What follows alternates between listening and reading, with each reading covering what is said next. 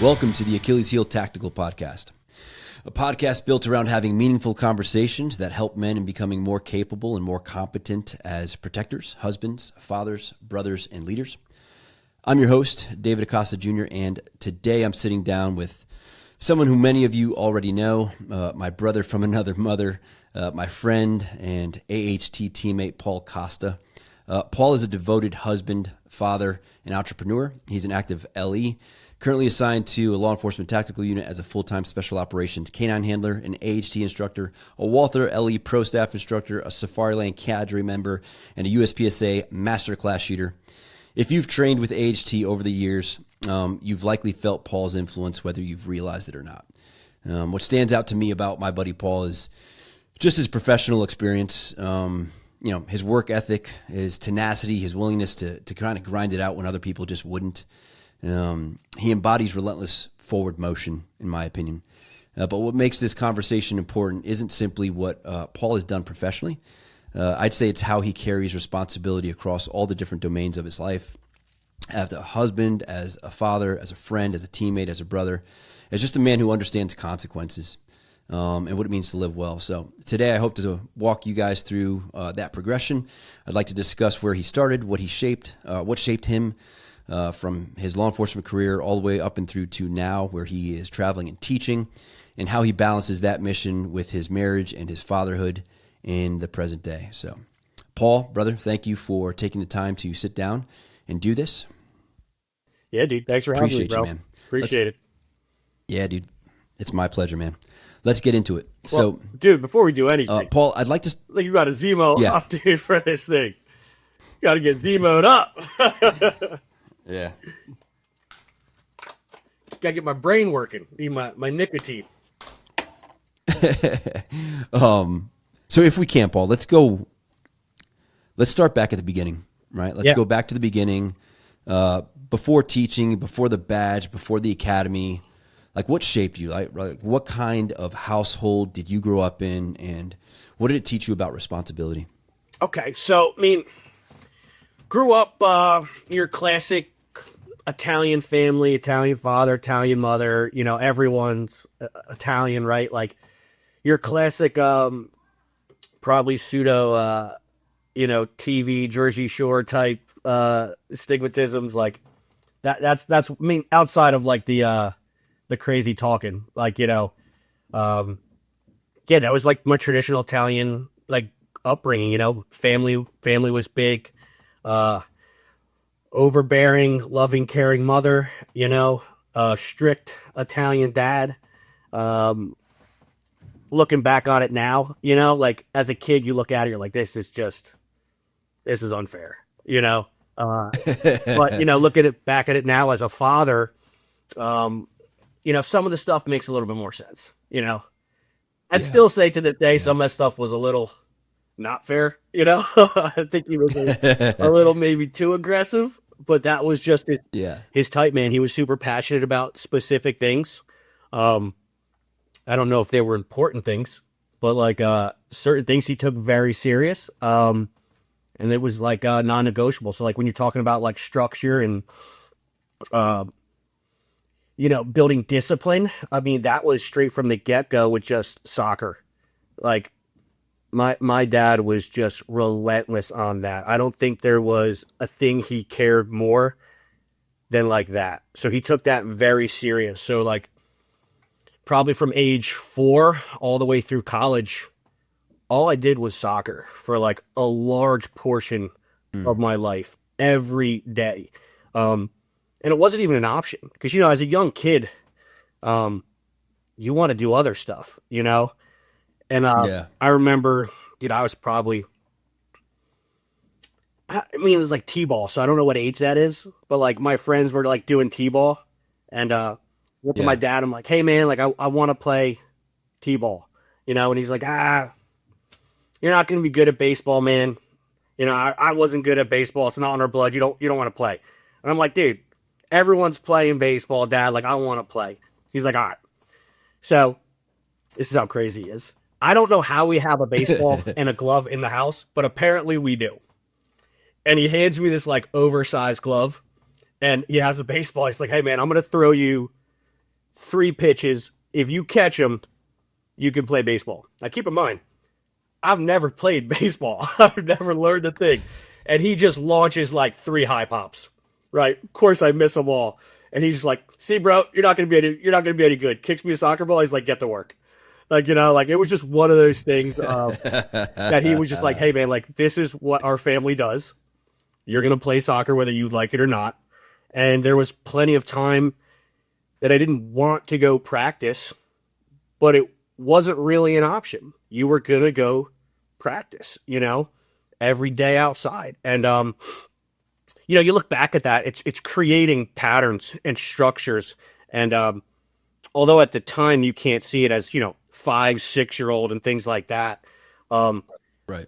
I definitely, looking back on it, I think that built like a discipline in me to be able to like that with several other things, but like to just stay disciplined, that even when things are tough, to just kind of keep pushing through and just keep doing work.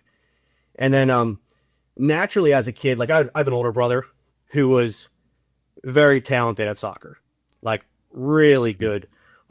My dad played a little pro, so like he was really good. Brother was really good, and I was kind of like, okay, So I had to like constantly like work so much harder just to like stay slightly competitive, So, I mean, looking back at it now, it was always such a suck fest. But I wouldn't change that for the world, man, because like those growing up, like everything, especially in sports wise, even education wise, like everything was always difficult. But I mean, that like cultivates you for like, I don't know, man, like you are just mentally so tough. Because anytime I do anything, it's like I already expect not to be good at it. Like I already assume failure, and failure doesn't bother me at all. And you saw this like as you got older in sports, the kids that were naturally gifted, right? At some point they hit a spot where that wasn't enough to get them through, right? Yeah. And then like they had to have that intestinal fortitude. Like, what do I do now? Like, do I push through? Do I crumble? For me, it's like, yeah, dude, every day sucks for me, bro. Like every day is survival. I'm just like living this mode of just trying to stay on the team, trying to keep my spot. It's always rough, So like it never bothered me. It kind of like it made me very immune to like criticism, and even whether it's constructive or negative, like it's just like it became very common. Like I honestly don't remember my dad even giving me compliments, right? Like the compliment was that you didn't get berated, right? So like if we got back in the car and like I didn't get like verbally assaulted on my playing, it was like, all right, I did pretty good, So like I'm not saying I agree with these fathering mentalities, to a sense, but I will can say, and it's probably completely unintentional, it's just him being a crazy little Italian, but it made me extremely resilient, like mentally, and like learn to not look for people's acknowledgement, right? Like learn to be comfortable with like, hey man, like I'm putting in the work, I'm doing the best that I can. It is what it is, It even was this funny story. I remember, so soccer's structured so different now because my sons are playing, and like there's like all these different things. So when I was coming up, there was like there's like ODP ODP, Olympic Development Program, was like the big thing. And then that program, as you progress through that would bring you to like the national team for like your age group, right? And I remember making, I think it was on the next regional team, right? Or no, right below the state team, right? So like the best kids in your state, right? Of that age group, I was like maybe 12, something like that. And I remember getting picked and going to a pizzeria and sitting down with the coach and my dad, and the coach going to my dad, goes, hey man, I really think your son is like the best player I got on my team. Right. And my dad looks at him, dude, dead serious. Like he looks at me, he was just like, I wouldn't even have taken him. He goes, I don't think he's good enough for your team. And dude, it wasn't like he was like, some guys just like say stuff to say stuff. He was Yeah. dead serious, you know? Wow. And I'll be honest with you, He wasn't just busting chops. he was right. Like, he was definitely right. Like, he's seen me my whole life, and I happen to Yeah. have a series of really good tryouts, you know? That like it's like if you run a shooting drill like 20 times and you just post like the highlight hit, right? Like I was in a tryout phase where like I was in my like highlight phase of doing everything right, but he knew I couldn't do what I did consistently across the board. That Yeah. coach didn't know that yet. You know, he just That's he funny, just dude. didn't have it in him to like to lie. He was like, "Hey man, like I think you're gonna find out that this was a mistake taking him," which is like so awkward. Like most parents are like, "Oh, dude, my son's so great," you know. Or like Yeah. the other extreme. My dad was like the complete opposite, but at that point, at that age, by then, like didn't even phase me. Like I was like, Yeah. yeah, whatever. His Goodness status gracious. quo. Um, So what age is this at that this is that happening? was probably like 12ish, I guess, around there. Okay. Yep. Okay. When I got into playing high school, I obviously made varsity right off the bat and stuff like that. Um, Played there, and then I got into college. I played community college soccer, which my community team was really talented. The coach out there was like snatching kids from overseas and giving them like scholarships. At the time, Mm-hmm. there were 16 different countries represented when I was on the team. Luckily for me, he didn't go poach any defensemen, and I was a defensive player, right? They're all like midfielders and up. So I never really Yeah. felt the pressure of getting these like semi-pro soccer players from Botswana and like all over the place. This guy was grabbing these kids, you know. It Whoa. was pretty crazy. They were super talented. Ended up winning nationals there. Um, by that point, though, like my career, I already knew was done, right? Like I've Mm. lost the passion for it. I didn't want to play anymore. I was simply playing because like I had to. My dad like was like, "You are gonna play," and I'm like, "Dude, this journey's over, man. Like I'm not big enough, not strong enough, I'm not good enough. We are just like prolonging this stuff where like I was already mentally like I want to start dumping my energy and resources into something else. Now, what that something else Mm. was, at the time, it turned into bodybuilding, stuff like that, strongman stuff. I Yeah. didn't have like necessarily a productive vessel to dump that energy into. Um, but I knew dumping this energy into soccer just like wasn't going to be it. So I left there, went to a 4 year school, Susquehanna University, small little school out in PA.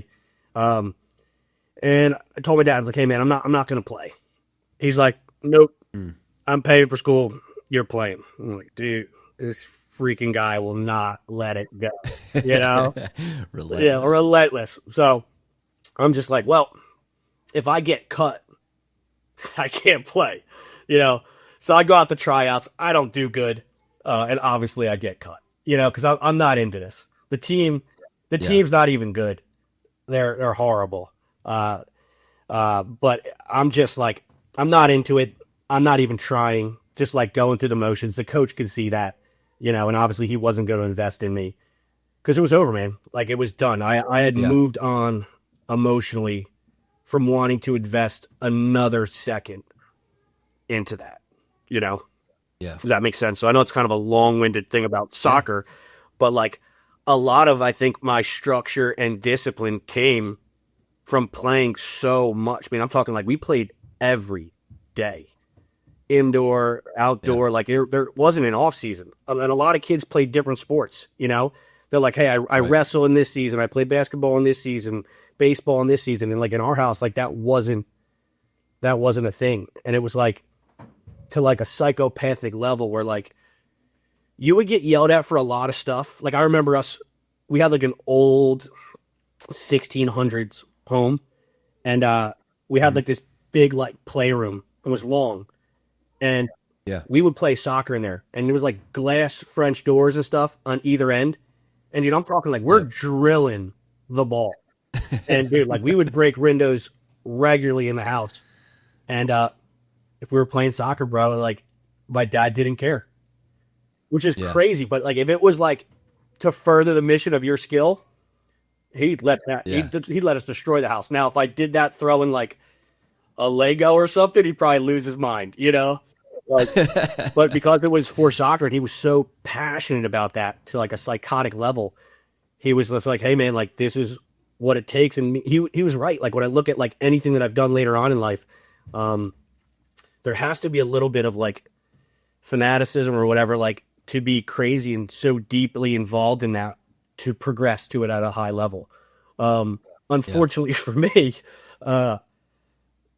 I was never going to be the player that, you know, he wanted me to be. My brother was super successful at it.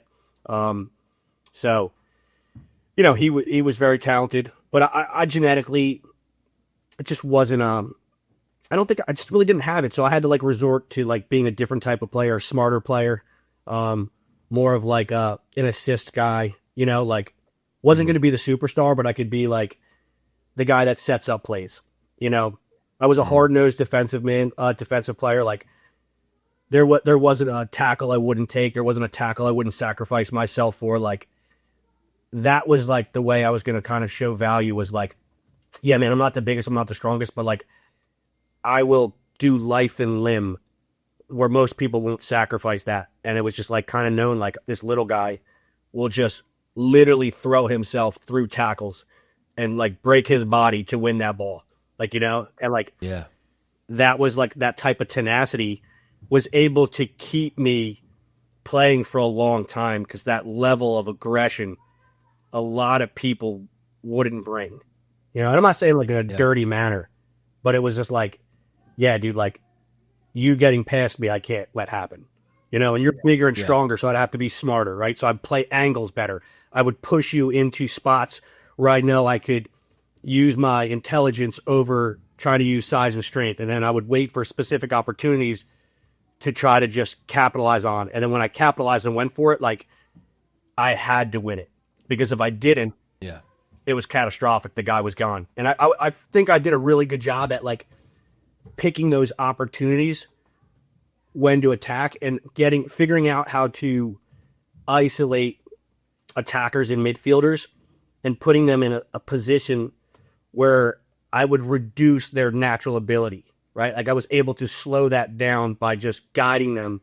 And I remember as a kid, my dad was crazy, man. Like we were like 5 or 6 and he's teaching us like zone defense. And I don't know if he came up with this or not, but he got these like wild chickens, right? And he brought these like crazy chickens out. Maybe they're roosters, I don't know. But he threw them on the field and he's like, hey man, you got to catch the chicken. Right.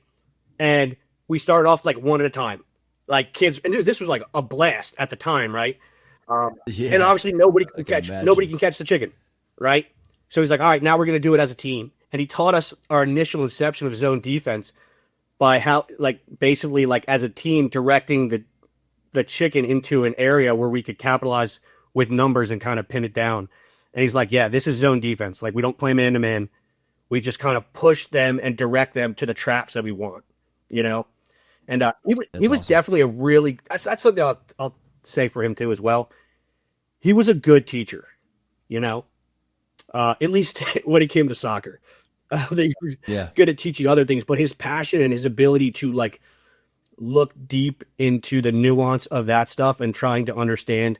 And like, we were kind of like the bad news bears, like a bunch of untalented kids that he took. And, you know, we went across the country just like winning everything and travel like all over the place. And like, we didn't really have any players that were super talented.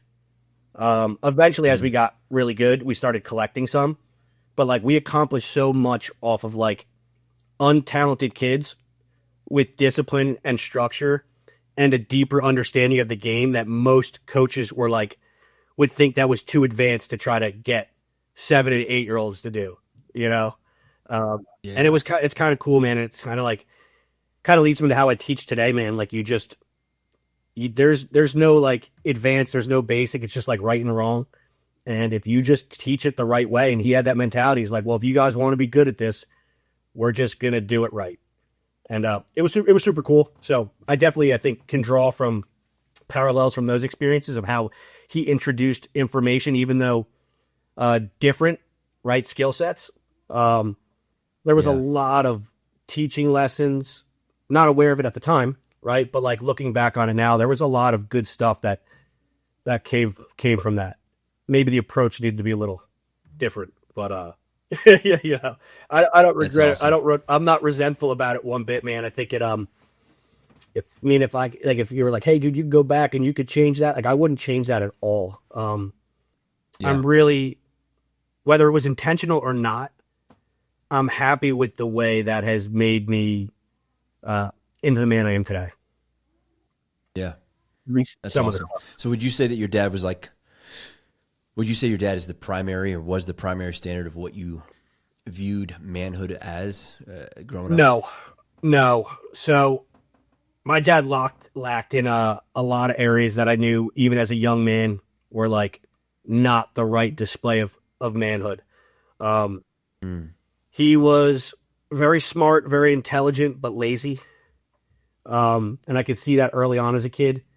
He was very good at kind of talking the talk, and he could, dude, he was one of those guys that had that ability to kind of like sell you anything, you know? Because he was extremely intelligent and he knew enough about enough things where he could have a lot of different types of conversations. But he Yeah. failed to execute. You know, he wasn't good at executing. It was just a lot of talk, and I could see that early on as a young man. But my grandfather, my mother's father, uh, he was a super quiet guy, but a man of action. And I probably, I think I'm more like him when I look at it. And I spent a lot of my early to late teens before he passed, really being a lot of the times with him, living with him, uh, learning from him, and just kind of seeing. And he was, immigrant, opened up a, selling fruits and vegetables. He's 4 years old, and then when he passed, he's worth hundreds of millions of dollars. Like he was super successful entrepreneur, but he was very quiet and he wasn't very showy. And he taught me just a lot of lessons, man. Just like about being a strong man, but not trying to project it in a sense where you had to like force it on people. Um, and just the way he treated family and the way he interacted with family, I thought was more resemblance of what I would want to be like than what I saw from my dad necessarily as an overall father figure. Like there was definitely more flawed, I think, as a father than positive. But nonetheless, there were still a lot of positives to take from it growing up. Like not Yeah. everything's perfect, but I wouldn't look at my father and be like, oh yeah, like that's the guy I want to emulate. If anything, it would not be the guy I'd want to emulate at all. It wasn't the type of guy that I would want to be or I would want to raise my sons to be. It's a lot of talk and Mm. not enough action. There Yeah. wasn't enough hard work ingrained in there once you left the soccer realm, you know? So like he was all about that one facet, but when it came to anything else that I think that mattered in real life, it wasn't there. It was very isolated into that singular component. Yeah. So you said your grandfather, you mentioned strength with your grandfather and observing that through him and helping that kind of formulate how his model, right, his modeling of what strength looked like gave you an idea as to what strength is as a man. Can you speak to more of that on the strength component? Like, how would you define that based on what you saw in your grandfather? Yeah, man, it was a quiet strength, man. It was he was never trying to impress anybody. Um, he was Yeah. very tactful in the things he did business wise, and he stayed very focused. Took care of his family, um, almost I think to a negative point because he was so giving that I think he gave. I don't think I know he gave too much, and he knew that too. And obviously he didn't tell me that, but like looking at specific things in my life, growing up with nothing, creating this huge empire, um, it amassed a lot of wealth, right? And then he has kids growing up, and he gave them too much, right? And Mm. I remember living with him, and my uncle had a gas station, and he wanted my uncle to run it, and he couldn't even get up to open the shop. Like that's all he had to do was like get up, open it. And I remember I think I was like 15, and I was like, Grandpa, give it to me.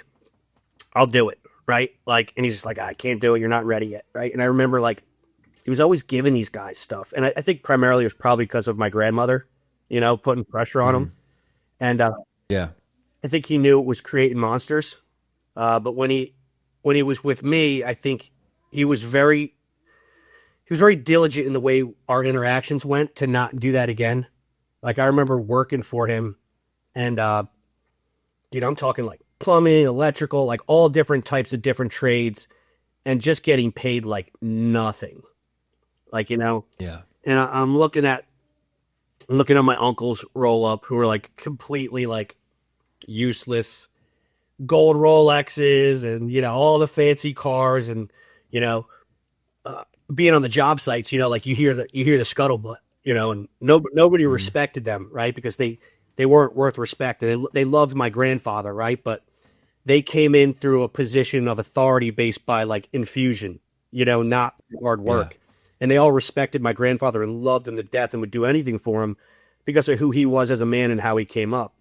And then obviously his kids, they didn't come up the way he did it because he didn't I guess put the same lessons into them that he wanted to kind of do right by me, right? But as a young kid Right. growing up, looking at that, I remember like thinking how messed up it was. At least at that time, I'm like, man, dude, I am working for like $6 an hour.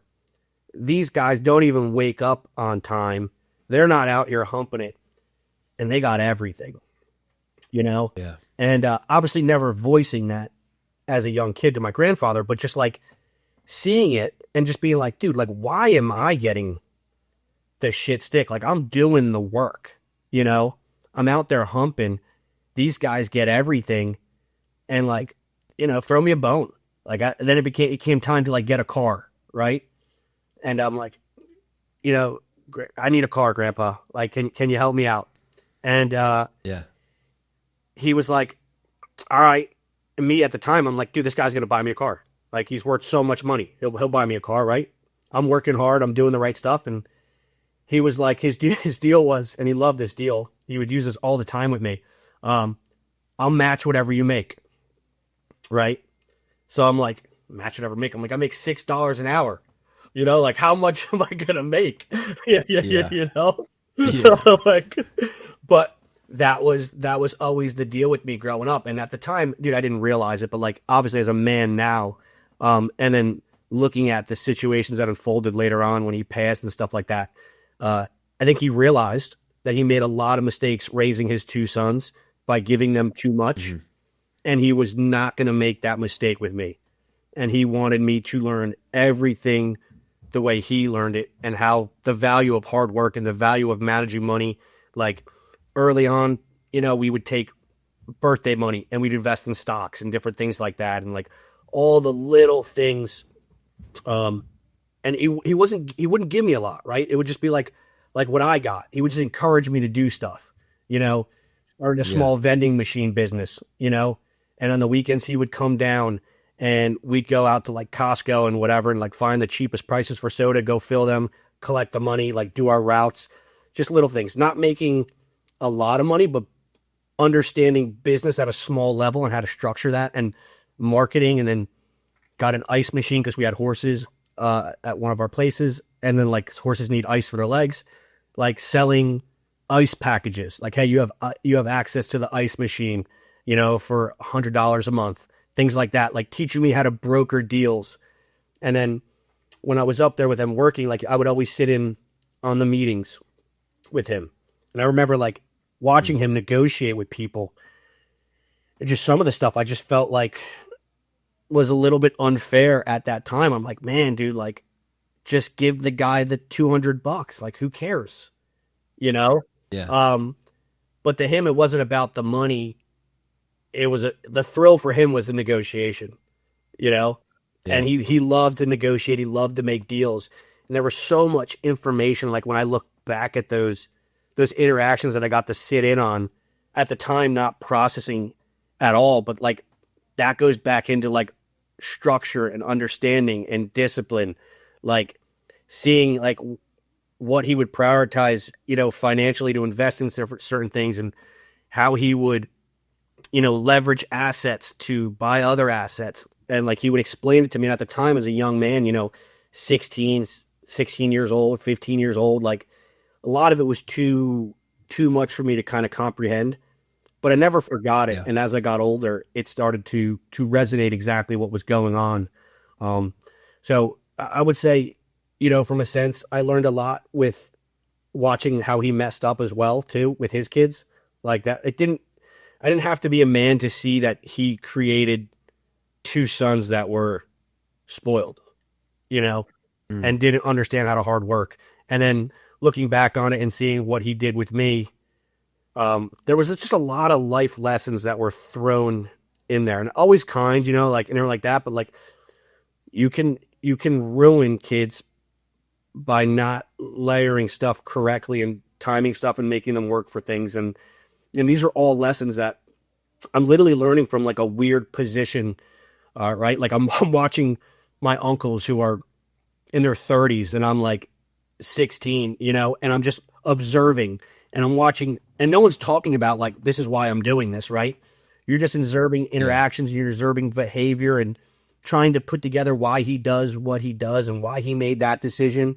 And at a young age, it was very confusing, but looking back on it now, it's like, it makes so much sense. And all of that, I think, really helped, my understanding and develop as a man, and how I look at like developing partnerships, relationships, businesses, raising my children, how much I'll give them and won't give them, how I incentivize them to do particular things, right? It was very critical, right? And I looked at him in more of like a role model, a sense as like a father, of like something that I would want to aspire to be, as like how he was. Now, I say that in a sense of like how he was with me, right? Because I saw where he made the mistakes with his children, but I saw that without him saying, I could see he recognized that, So I learned a lot from the interactions, the way we did business and the way he guided me, and the discipline, and kind of like, a little bit of like, tough love of not giving me what I wanted to do, even though we all knew he could give me whatever I wanted. Right. So those lessons were really, really good, because the lesson of, teaching me how to make it myself was way more beneficial than giving to me now and not letting me learn that lesson later on in life, which is what happened, with his other sons. So, I think he realized that, and he wanted to rectify that with me and not let that be the common theme. Yeah. That's awesome. Let me ask you this. Was Faith present back then? Yeah. So, early on at the house? Yeah, totally. So Faith was, dude, my mother, such a devout Catholic at that. Still to this day. But Faith was huge, man. Like we said the rosary as a family every week, the entire rosary, Catholic school, all the way up until I think it was third grade. And I just left because we couldn't afford it, at that time. My dad wasn't doing good financially. And although my grandparents were always there to like bail us out, so like we were never going to be in trouble because of his success. That's obviously a tough dynamic between, because it's not his parents, my father's parents, it's my mother's parents, right? Always taking handouts from your in-laws to save the day. And listen, I saw that as a young kid, right? Being like, man, dude, like dad is not doing this. Grandpa's always got to save the day, right?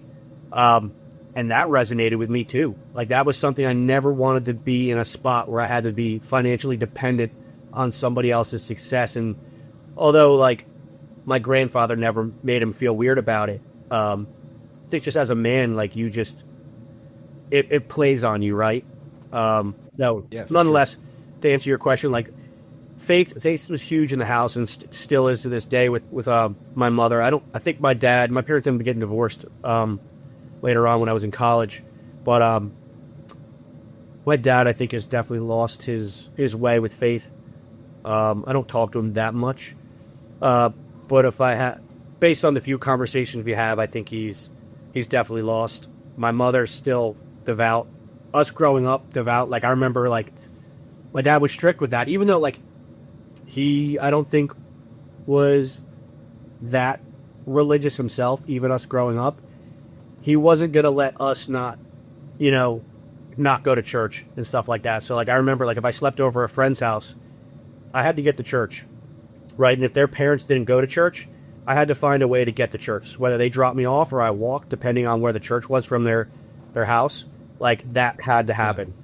And I remember walking, a couple miles to church every Sunday, waking up, partying up with your friends, then waking up and walking myself to church, sitting through mass, and then going back to my friend's house. That was a non-negotiable. So they were very strict in that sense. And I didn't mean, honestly, my faith has always been strong, even as a young kid, man. Like I've always, my mother, it was my mother really that instilled that in us. And everything was I felt like everything was possible through him. So I would offer up everything that I had when I was a kid to him, and even to this day, just like, hey man, any problem I have, give it to God. Talk to him about it. Let him give you back what he wants you to do with it. So like that's kind of been ingrained in me. And honestly, I don't think there's so many things that I've experienced that, like, if it wasn't for divine intervention, like there's no way I'm at this point in life. So many dumb decisions that I could be in so many different places of the things that I put myself in, both criminally, not criminally, right? Like all different things that you get yourself mixed in as a dumb kid. And it just like, I always came out pretty unscathed. And I really do think it was just like that defined faith that God, has a bigger plan, and really just kept me smart enough not to find myself in a spot I couldn't get myself out of. So to answer your question, like faith's been huge, straight from the get-go. I will say that my faith today has just kind of shifted in a sense of how not necessarily I would look at the whole structure, but some of the things, and we've talked about particular things before in the past, me and you, with just like traditional Roman Catholicism upbringing, kind of like just questioning some of the man-made influences and structures that religion has put into place, and kind of looking at that from a sense of like, I don't know why we do particular things and why did this happen, doing research on that. So there's definitely things that have changed a little bit that I don't necessarily agree with the Roman Catholic religion, but at the end of the day, it's still I believe in God, and all the large same stuff that the Catholic religion believes in. But there's a lot of spin-off stuff that I'm not necessarily sure that I subscribe to anymore. Right on. All right, I'd like to take a second and talk about one of our partners, GripKeeper. So their line of products are great for building out your dry fire practice program. Their trainers match the vast majority of existing setups and let you work real reps, draw, grip, trigger control at speed, etc., all in the comfort of your own training space. The team and I think it's a great supplemental tool for incorporating in your dry practice and just increasing the overall volume of reps that you can get. So definitely check them out. Go to gripkeeper.com, and if you make a purchase, take advantage of our partnership code, AHT10, to save a little coin on making your purchase. As always, we're grateful for your guys' willingness to support the companies that support us. Thanks. Yeah, we'll definitely come back to the faith component so you can expound on that a little more. So at some point, right, young Paul realizes, right, like as we're transcending through kind of, your life growing up, at some point you realize like, hey, I want to be accountable for more than just myself, right? So like at what point did the law enforcement thing come into play for you? Like at what point did that become part of the picture? So, I mean, I think like every normal kid, right? You're always into like, I was always into the army stuff. I was always into, playing cops and robbers. Like I was very fascinated with war. I mean, as a young kid, I remember when I got in trouble drawing like World War II pictures with like Nazis and stuff in it, and it wasn't like a race thing, but like they looked at it like, you can't be drawing Nazis versus other people and stuff. And I'm just like, I'm just drawing World War II imagery stuff, Yeah. And, yeah. Obviously people look at that different ways, and I didn't really get in trouble, but they were like, hey, like, why are you drawing this? Like, are your parents like neo-Nazis or something, It's like, no, I like, war history and stuff like that. And I remember like going to the flea market and stuff with like my dad, and like we would go around because he was big into flea markets. So like we'd go to flea markets and stuff, and like I would always be looking for like World War II helmets and, medals and different stuff like that. And I would like collect all that stuff. So like I was always into that type of stuff. I always kind of felt like I had a need to serve, to do something bigger than myself, which was not really present in my structure Italian family. Like, I mean, outside of my grandfather's being in like World War II, but they didn't have like combat roles. So I didn't grow up hearing war stories at all. There was no cops in my family. There was no, military heroes, like none of that stuff. So I don't even know how I kind of conjured all this into my, being, but like I just always felt that innate kind of want to serve. But I didn't, you didn't know how to process that as a young kid. You're like, is this just like, fantasy type thing? Like, right? Like you don't really understand, what that actually looks like on the real side of it, right? I didn't have anyone to guide me either, because I didn't have anyone that even thought that was like a viable career path. Like I remember when I told my dad I was going to be a cop, he was like, dude, what are you talking about? Like, why would you want to do that? Like he didn't have that selfless attribute, where like, you would put your life on the line for others kind of things. He's like, that sounds pretty stupid, So, I don't know where like I had this, but I had it in me. So like I was always in my mind. And then when my grandfather died at an early age, so like I said, when I was working with him, the goal was always for me to do what he did, become an entrepreneur, learn all the trades, which is why he had me like every summer. I'd work with the electricians. I'd work with the plumbers, I'd work with the roofers, and just to start collecting enough knowledge to be able to broker deals and not get ripped off. Not that you were actually going to do that trade, but you needed to have an understanding of like what it took to put on this stuff and different things. And when he passed when I was 17, and I was looking at like what was left of who was taking control, which is the uncles. I mean, it was instantaneous. I was like, this is over. Like, I don't know enough, and I've lost the only resource that I had that was going to guide me to that. Right. So I was like, okay, shifting plans, So then I obviously went to college, started messing around with, figured out what I was going to do with that. And I was wasted time professionally, right? It was a big party. Wasn't necessarily using my time wisely to do that. But I needed a degree to be in where I was at. So doing that, my parents got divorced. I ended up coming home to help my mom. She obviously wasn't handling that well. And I could see that. And everyone was out of the house at that point in college. Except my younger brother. I have a younger brother who's 9 years younger than me. So he was home, but he Hmm. was like, I don't know, I mean, young, 10 years old or whatever. Maybe 10, 11 years old. So I came home to be with her. Ended up going back to community college, right? So only did a year at the 4 year school, came back, did the community college, finished my associate's degree there. And then now I'm at this like, all right, what am I going to do? Like I have to Yeah. really start figuring stuff out. And at that time, my dad, with his talking skills, was able to land a really good job.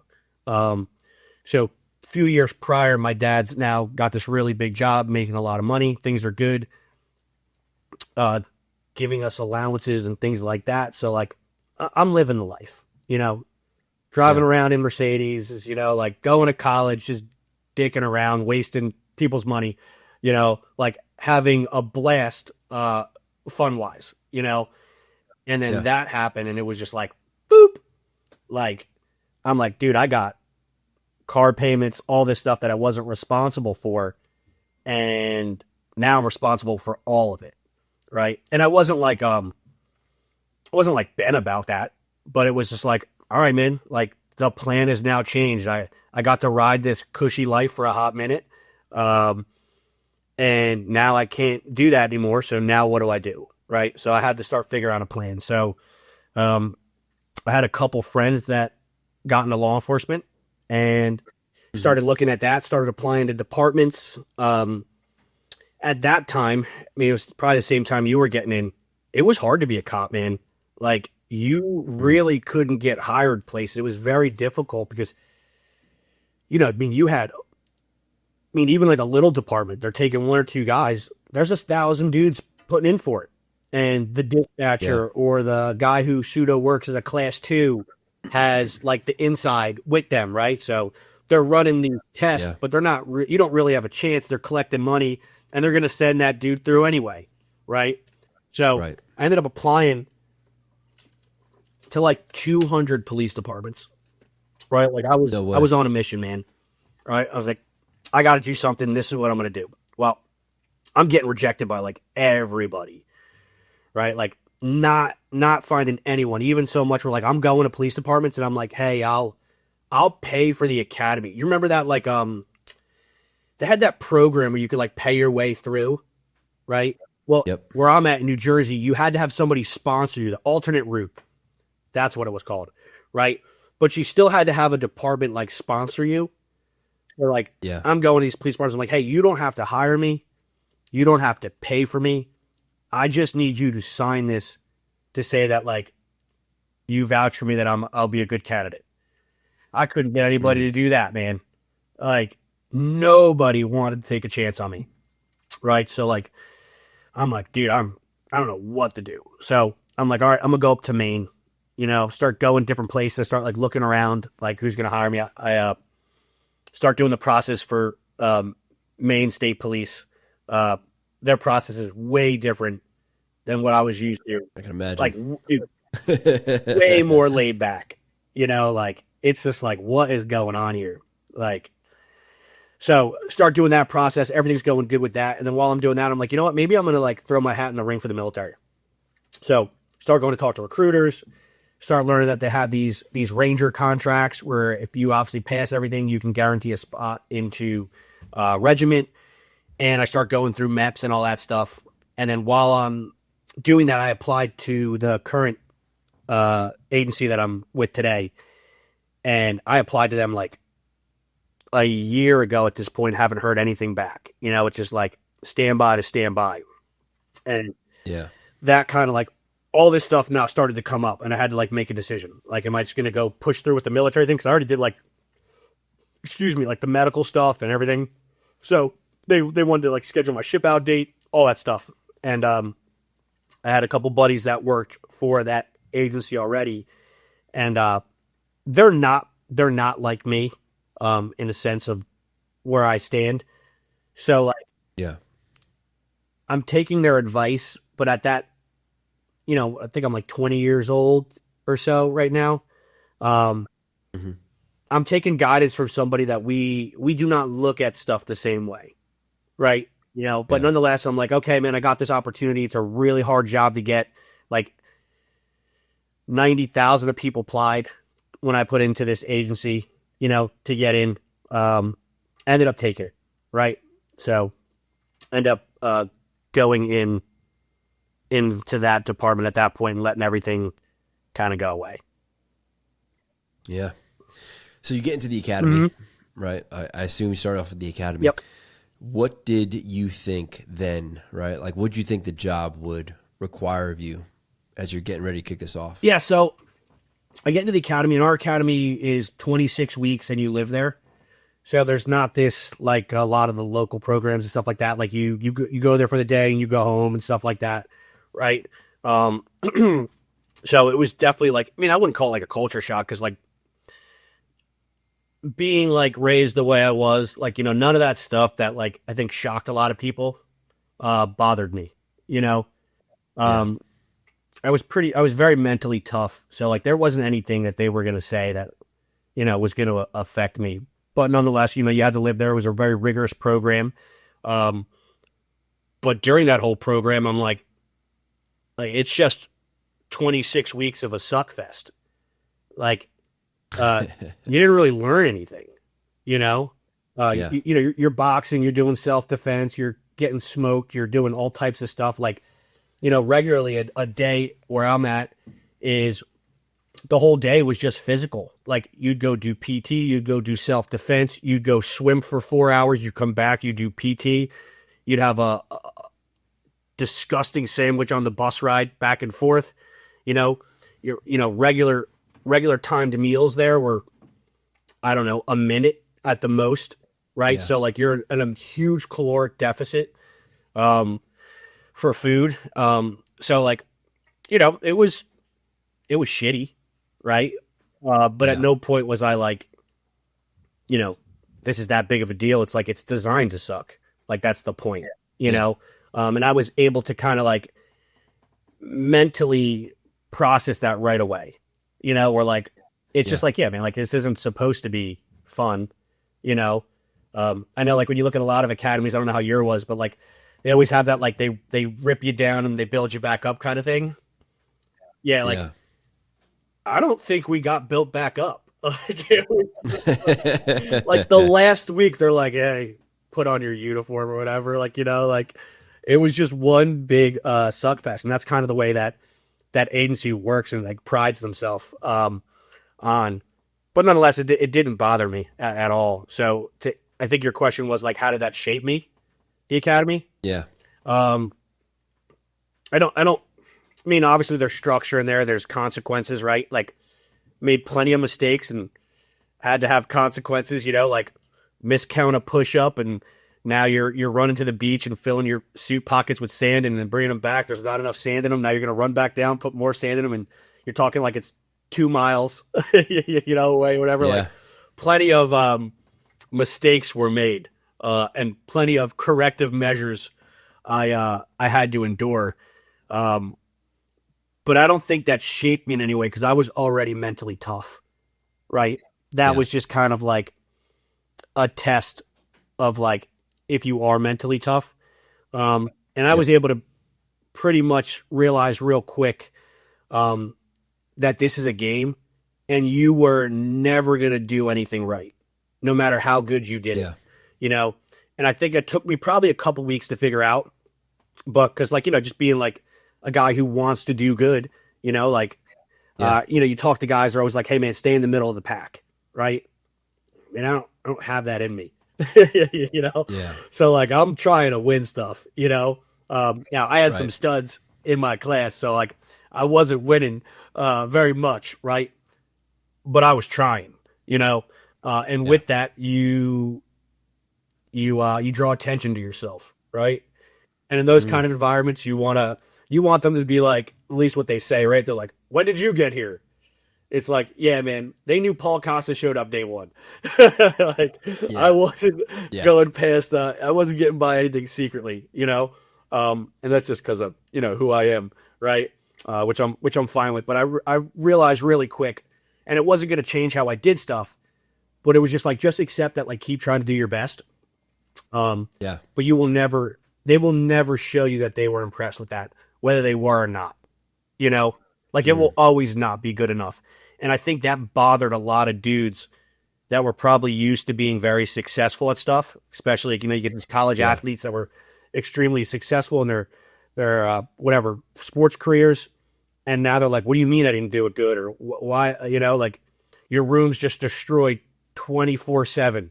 Like, you go in, it's just like everything's outside. You're like, what is going on here? You're like, I thought Yeah. I made those hospital corners perfect. Like, it didn't matter. It didn't matter if it was perfect. It was never gonna be allowed to be perfect. It was Yeah. just part of the process, and you can see that bothered some dudes, mentally, because I don't think they were used to that level of, like, never not being good enough. But I figured that out really quick. That, like, yeah, man, do your best, but, like, it just is what it's gonna be, man. Like, this is Yeah. a mental game. Um, so I wouldn't say, like, to answer your question, I don't think it, like, created or shaped me in any particular way. But it was kind of like a mental validation that, like, this is not mentally taxing. It was physically taxing without a Yeah. doubt. Like, I was definitely exhausted and pushed to failure all the time, where you're like, you can't even move, right? Um, Classic example would be like, you guys do jumping jacks in your academy? Oh Dude, yeah. Jumping jacks, mountain climbers. I yeah, mean, you name dude, it. right? Like, your body just goes numb. You can't even, like, move your arms anymore when you do them. And, like, the pool, like, Yeah. we would do them in the gym, and they would crank up the heat to, like, whatever, 100 some degrees, and you're in full sweatpants, you know, and you are just such an easy exercise. Is just so, like, crippling, between jumping jacks Yeah. and mountain climbers. You're like, I Yep. will run 100 miles right now overdoing this, you For know, sure. Yeah. because it was just the monotony of it, right? It was just Right. 45 minutes of jumping jacks. Like, dude, you could go crazy, you know? Yeah. Um, so yeah, I'm not saying it wasn't challenging physically. It definitely was, but it never challenged me mentally where I was like, I can't do this. Yeah. Was there ever a point, Paul, where whether in the academy, maybe even shortly after, was there ever a point where you felt like a weight of responsibility shift, right? Like, hey, this is a little more serious than I necessarily thought at one point. I think I had a healthy respect, um, for what I was getting into, without a Yeah. doubt. And I don't know why I cultivated that, but I think I've always had such admiration and respect for the guys that did that. And whether what I Hmm. thought they did was true or not, I built it up into something in my head that it required an immense amount of respect and attention to detail to be, capable and ready, in Yeah. in my head. So I went into it with that mentality. Um, so I wouldn't say there was that moment where I was like, "Oh man, this is real." If anything, I would say Yeah. it was the reverse. I'd be like, "This is completely fugazi." Yeah. Like, I Yeah. thought this was real, Yeah. and this is not real. Right. Right. Yeah. It's funny because, you see how even nowadays, right, like talking to young dudes, getting into the academy or going through it, it's like, that's not the norm. Yeah, yeah, yeah. Not the I would. norm. I mean, I'm very removed from our academy. I don't think they want me to have any part of dealing with the the new guys coming in. Uh, Yeah. but I hear the stories. I hear the stories, and Yeah. I do For see the sure. new guys that come onto the team. Um, and it is a different breed, without a doubt. Yeah. Of, like, the guys, like, I saw that, like, when I came in, and I mean, I think it's also common too, right? Like, every class that comes in, you're always the worst, right? Like, it's Hmm. always like, oh, dude, we were in the '80s, we were way better than you guys, Yeah. I think that's Right. part of the culture, right? Like, we always kind of perpetuate that. Uh, and I don't know if that was always necessarily true, but I think now it is definitely true. You know, Yeah. Yeah. Was there a change in the Paul that started the academy versus the Paul that finished, or no? in what sense? in any sense, like whether it's a maturity perspective or a mental strength perspective or a physical perspective, was there any change from the Paul that started at the day one of the academy to the guy that finishes 26 weeks later is getting ready to go into the actual job, start FTO? No. I was Okay. pretty committed to trying to be the best that I could be.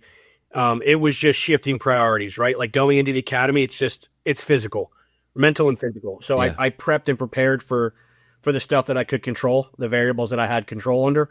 And then getting out, right now I have different responsibilities, and I'm going to reallocate time and resources that mirror that particular mission and what I have to do that's important at that given time. So Yeah. obviously things as you switch roles, what becomes a priority that you need to be capable of and proficient at shifts, right? For like, what's the probability / possibility? And am I, allocating my time, which is your most precious commodity, to be the most capable for the particular role that I'm in today, So I Yeah. allocated time and resources when I was in the academy, both for mental and physical. And then obviously that never falls off, right? But now getting out, now it's like, okay, well, now I actually have like a job to do.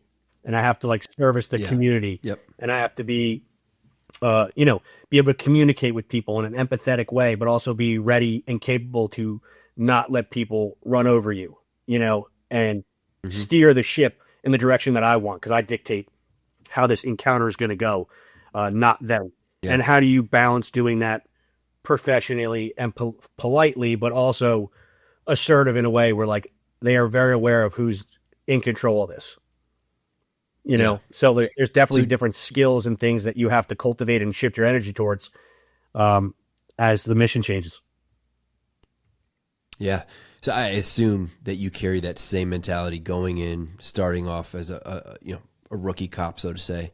What did that look like for you? Yeah. So with the way we work is when you graduate, if you're 26 weeks, you get sent to a road station, right? So Hmm. now you're doing GP work, domestics, all that type of stuff, right? The agency I work for is very big, so there's like 100 and I don't know 30 some different jobs, right? So you're going to do the first one, Yeah. which is general policing. You get a coach, and I was very fortunate that I got a really good senior coach. Senior in a sense where he was like old school, true, like old school guy, Yeah. um, Yeah. which has its own, Different breed. yeah, own things. But he was Yep. really good with doing everything he could to get me involved and exposed to a lot of different stuff, you know, before I was set off on my own. So, I look Yeah. back at like my classmates and some of the coaches they got, and they're like, "Oh, dude, we didn't do any of that stuff because their coaches weren't proactive, right?" And Yeah. my coach was. I'm very thankful I had the coach that I had. I mean, he was a no nonsense guy. Like it wasn't like we weren't friends. Like like we weren't Yeah. friendly at all. It was very much Yeah. business. But I didn't have any problem with that. And I did believe he was extremely knowledgeable, and I saw that, and he wanted me to be good, I Yeah. made plenty of mistakes, and he was fair, like Yeah. the penalties that were given to me and the treatment were fair for the culture and the violation that I made. Right, that stuff Yeah. doesn't exist today. Um, but there was a very strict culture and there was a very strict way in policing ourselves, that I guess now would refer to as bullying, right? Yeah. But stupid example, like you left your hat out, right? Well, you're gonna find your hat inside the freezer in a block of ice the next time you come in, Yeah. right? And I will teach you Yeah. to not leave your hat out. Stupid stuff like that. Consequences. Like that's a mild case, Yeah. right? That we could talk about. But like, he was strict, but he was fair. There was nothing that Hmm. he did that I was like, yeah, I didn't deserve that. Especially Right. looking back at the culture of law enforcement today. That's really, I think, what's lacking. I did look at it. I think at that time, if I'm being fair, part of me was always like, ah, man, this is a little excessive, you know? Um, Yeah. but I, I, I don't know if you can really float the gap on that, right? It's kind of like Right. one way or the other way. And I think we Yeah. produce way better cops the way I came up with maybe some of the unfair treatment, because it sets hard, fast parameters and expectations of like how you will perform and what will be tolerated, Mm-hmm. you know? And Yeah. like filing complaints on that type of behavior was not a thing. Like, like if you did, that would be the end of you, you know? Right. Where now it's like somebody talks to you wrong, you just make it internal on them, you know? And then Yeah. it ties them up for promotion and all this stuff. And then guys just, they don't want to deal with it, you know? But now Right. we create weaker personnel. Yeah. Uh, I agree 100%. So at some point you realize like, hey, I want to do this other thing. I don't want to just do general Yeah. policing. I want to go to this other place. Let's talk about Yeah. that. So there was a little story with that. So where I was at was a very strict area. And the guys that were there, they lived and breathed that culture, right? And to Mm-hmm. them, they were the best of the best, right? And that's, since we're such a big agency, there's a lot of different cultural aspects to where you fall, and the roles and Yeah. responsibilities that you have. And I remember doing the job, and because I wanted to do the job, I wanted to get involved. I was getting myself involved in a lot of stuff that I didn't realize because nobody told me are like kind of strikes against you, uh, like pursuits, use of forces, things like that. Like I just viewed that as, because I was never like accused of like excessive force or any of that stuff, right? Um, so I didn't have anyone like writing me up that like I wasn't just in doing what I did, but I am accruing use of forces and pursuits at a way higher rate than my peers, right? Yeah. And when command looks at that, right, they're like, this dude is a liability, right? And Yep. actually, at this point, I almost actually left the agency. So I had like a year and a half on, and I almost quit. I got moved Really? to my second station, and I had a talk with my lieutenant at the time, and I was like, "Hey, man, like, this isn't what I thought this job was going to be. Like, I don't know anything, and you're just like throwing me out there, and we're just like doing this thing, and it's just like, this is fake. You know, um, this is not what I thought I was going to get into, right?" And he's just like, "No, no, no, Yeah. man. Like, we have a lot of specialized units. You can get in, you can do that cool tactical stuff, you know?" And then he brought in a bunch of guys from, you know, different units, and he had me talk to them and different stuff, and, kind of talked me into staying. But like, I knew right off the bat at the position I was in with the training that I had that they were facilitating between in-service training and, required training. And then what the academy provided, that we were grossly unprepared for real stuff. Now, Mm. me being me, that didn't stop me from trying to get involved, knowing that I was grossly unprepared to handle it. I was just like, yeah, I'll figure it out, you know? And I remember just like getting in a lot of stuff, I mean, to the points where I was just doing like very dumb stuff. I Yeah. found out that there was a warrant sheet at the stations that had a list of all the warrants of people in your area. And I just started executing warrants by myself. Like, bro, Yeah. what are you doing? Like, wasn't even telling anybody. I was like, this guy's got a warrant. I'm going to go knock on his door and go lock him up. You know, like Yeah. just doing dumb stuff, Uh, Yeah. but nobody told me I couldn't. But I was always like pushing the limit to try to like do the job. Like Yeah. there was a large motorcycle gang by us, one percenters, pagans. And I'm just like driving up to their parties, pulling in, writing down license plates, like doing stuff like, they're getting word back. They're like, bro, you're going to get yourself killed. I'm like, sorry area, dude. I got a police. Like they're having their party. They're wearing their cuts. Like Yeah. I'm going to go get intel, and I'm going to forward it up. And it was just like, I look back on it, it's like so stupid. Right. But like, I wanted to do the job, um, Yeah. I was putting myself in positions though that I was grossly unprepared to actually handle if they did Mhm. unfold, right? And that's where like we talked about Yeah. like kind of like where like my faith, God's divine intervention like kept me safe, like. And I want to turn to like story time, but like I put myself in such bad tactical positions now, knowing what I know now, that Yeah. only divine intervention could have saved me. Like you're Yeah. just walking Yep. into stuff in dress uniform, just being like big dick swinging, like laws here, boys. I'm gonna do whatever I want, bust up your party, or walking around. Like these guys are murderers, you know that, right? Like Yeah. Yeah. like just to a stupid point, like no fear, but like Yeah. I just felt like, hey man, like this is my job. I'm going to put pressure on you guys. You're in my area any way I can, and I lacked the maturity because I got in young. Um, Yeah. and culture's always weird with like guys wanted to do certain things, and to a detriment of myself, I was always like, well, am I legally allowed to do it?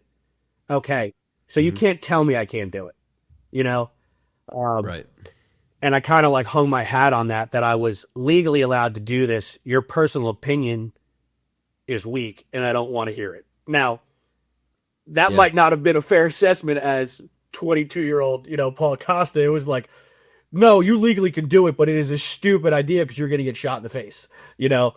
Um, Yeah. Now nobody articulated that to that sense, right? It was always administrative stuff, and I always took a lot of that as like cop outs of like you're lazy, Yeah. whether that's what it was or Yep. not. I don't know if that's a fair assessment, but at my time and the maturity I was at, that's the way I interpret it, right? So Right. I obviously get booted out of there. They're like, boom. Mm. They send me to a toll road, which is like, I guess being from down there, they're like, dude, that is like, you don't want to go out there. That's where all the problems go, you know? So I Yeah. get out there, and dude, I love it. I have a blast. Um, there was like the whole hierarchy and like structure stuff of like where you fell. It was a lot more big boy rules. And I was like, Hmm. I think I had a year and a half on. Like the next junior guy had like probably 5 or 6 years on. Like, like Yeah. substantially senior to me. Um, at least at that given time when I was there, right? Like things always change. But at that given time, I was very junior. So normal junior stuff. You wear a suit every day coming in, you make the coffee, you take out the trash, you clean the dishes, like this is in our culture where we come from, like that's the stuff the junior guy does. You take the lunch order, you know, you do all the bitch work. And then in between that, I was like trying to fight crime, you know? When I got out there, they were like, yeah, man, like we got janitors and staff and just go work the area. I'm like, just go Yeah. do my job for the 12 hours. They're like, yep. And I'm like, all right, well, am I responsible? Like, what area am I responsible for? Like, everybody's? They're like, no, you just like, this is your 15 miles. You handle that. The next guy's going to handle his 15 miles. And I'm like, I don't got to do everyone's work. Because in the road station was, you're the new guy. You take every job, right? Like, I Yeah. remember dude, I'm stacking jobs. Like, if I actually did them, it would take me a week to get to them. Like, that was something Yeah. that my coach always instilled in me was like, dude, any job that comes over the radio, you stack it, it's yours. Right. So like I'm Right. just stacking 6, 9, 8, 2, stack it, stack it, stack it, stack it. It was a good mentality, right? Because your squad realizes you're not scared of work. And that like I Right. said, like I don't know how I'm gonna Yeah. get to these, but I will get to them. Eventually after you drown for a few months, they're like, yeah, I'll take it. I'll take it. I'll take it. Right. And they start sharing Right. the workload once they realize you're a team player. Right. Yeah. But I'm used to that. So I'm thinking I'm going out there. I'm like, dude, I'm going to have to take everything out here. And they're like, nah, dude, we Yeah. don't operate that way. Like help your buddy out next to you if he's getting smoked, like do the right thing. But like you're not responsible to do his work, you know? Yeah. So it was very big boy rules, and I had a lot of time to like kind of figure out how to get involved in stuff out there on a major toll road, which there's plenty of stuff, you know. So I find out when I'm out there that there's like this aggressive patrol unit called TAC Pack. And they all get their own cars. They're all unmarked, tinted out, like Chargers and stuff. And at the time, it was all Crown Vics, but then they started getting like cooler stuff later on. And I'm like, oh man, I want to get into that. Now I'm like super junior. I don't understand politics of the agency yet, right? So I go to my sergeant and I'm like, hey sir, I know like I'm super junior, but like, how do you get on that? He's like, hey man, it's a numbers game. I was like, oh, I'm good at a numbers game, right? So I just start crushing tickets, drunks, drugs. Like I am just going like, I think I led the station for definitely 3 years, maybe more, number one in everything. And the next guy closest to me, I think I was double from, like the next high guy who was double everybody else. I was double him, right? I was doing like the work of like 3 people, but I'm also a young dude who's, not set in his ways, just wants to get involved. So like, to me, it didn't feel like a lot of work, because you were out there, and if you didn't have calls coming in, because you weren't really handling GP calls out there, it was very easy to just stop cars and get involved and look for stuff, So obviously I don't make a lot of friends that way. Everyone's mad at me, everyone hates me. How can, because then at that time, they post stats on the wall, So right. You walk in, all the stats are there. It's like, oh, dude, like I am making no friends by being on this leaderboard every month. Yeah. But I also didn't care. I'm like, whatever, dude, catch me. So I end up getting that unit really quick. Obviously, rubbed a lot of people wrong, but what's great about that unit is those guys, they ran the range. So those guys at the time were the guys that taught the firearms, taught the tactics. They sent them to all the schools, and that's where I started like getting all the training and doing all the stuff. Found myself at the range, became the armor, became the firearms instructor there, became the assistant range master, like did all that stuff. And I did that for 7 years. After around, I'm sorry, it wasn't 7 years. My total time in at that point was like 7 years, 7.5 years. I probably did that for like 4 or 5. At that point now, I'm like I'm in the cool kids crew of like firearms, I'm in the crowd. I've been accepted. I've earned my spot. People trust my opinion, right? They understand the work ethic. But now I'm at the crossroads of like, I'm running into the dilemma of caring more than the people that I'm teaching, right? And I'm always trying to push the envelope. And now I'm running into this battle with command of like lowest common denominator training, and I'm spending all nights writing up proposals and everything, and trying to explain to them, it's like, hey man, lowest common denominator doesn't work. Like, lowest common denominator guy is not going to save the day. Why am I investing any time and energy into him? I should be investing in the top 5%, and then let the other guys either drown or catch up. But all we're doing is taking our high achievers and we're lowering them to this arbitrary low standard so everyone feels like they're equal. And I couldn't subscribe to that, right? But you're going to run into some major battles, right? Because you're dealing with now people that have influence, and because I was responsible for like 700 guys that came through there of all different ranks. So made myself some problems there, and then kind of realized like I can't do what I want to do here. And I'm investing so much time and energy in other people, I feel like I'm now becoming stagnant in my own progression, right? And not of like promotion and stuff like that, but like fulfillment and my own craft. I needed to do a switch and kind of move to a different unit. And we have different parts. We have, the assaulter side, the dog side, the bomb side, different stuff like that within special operations.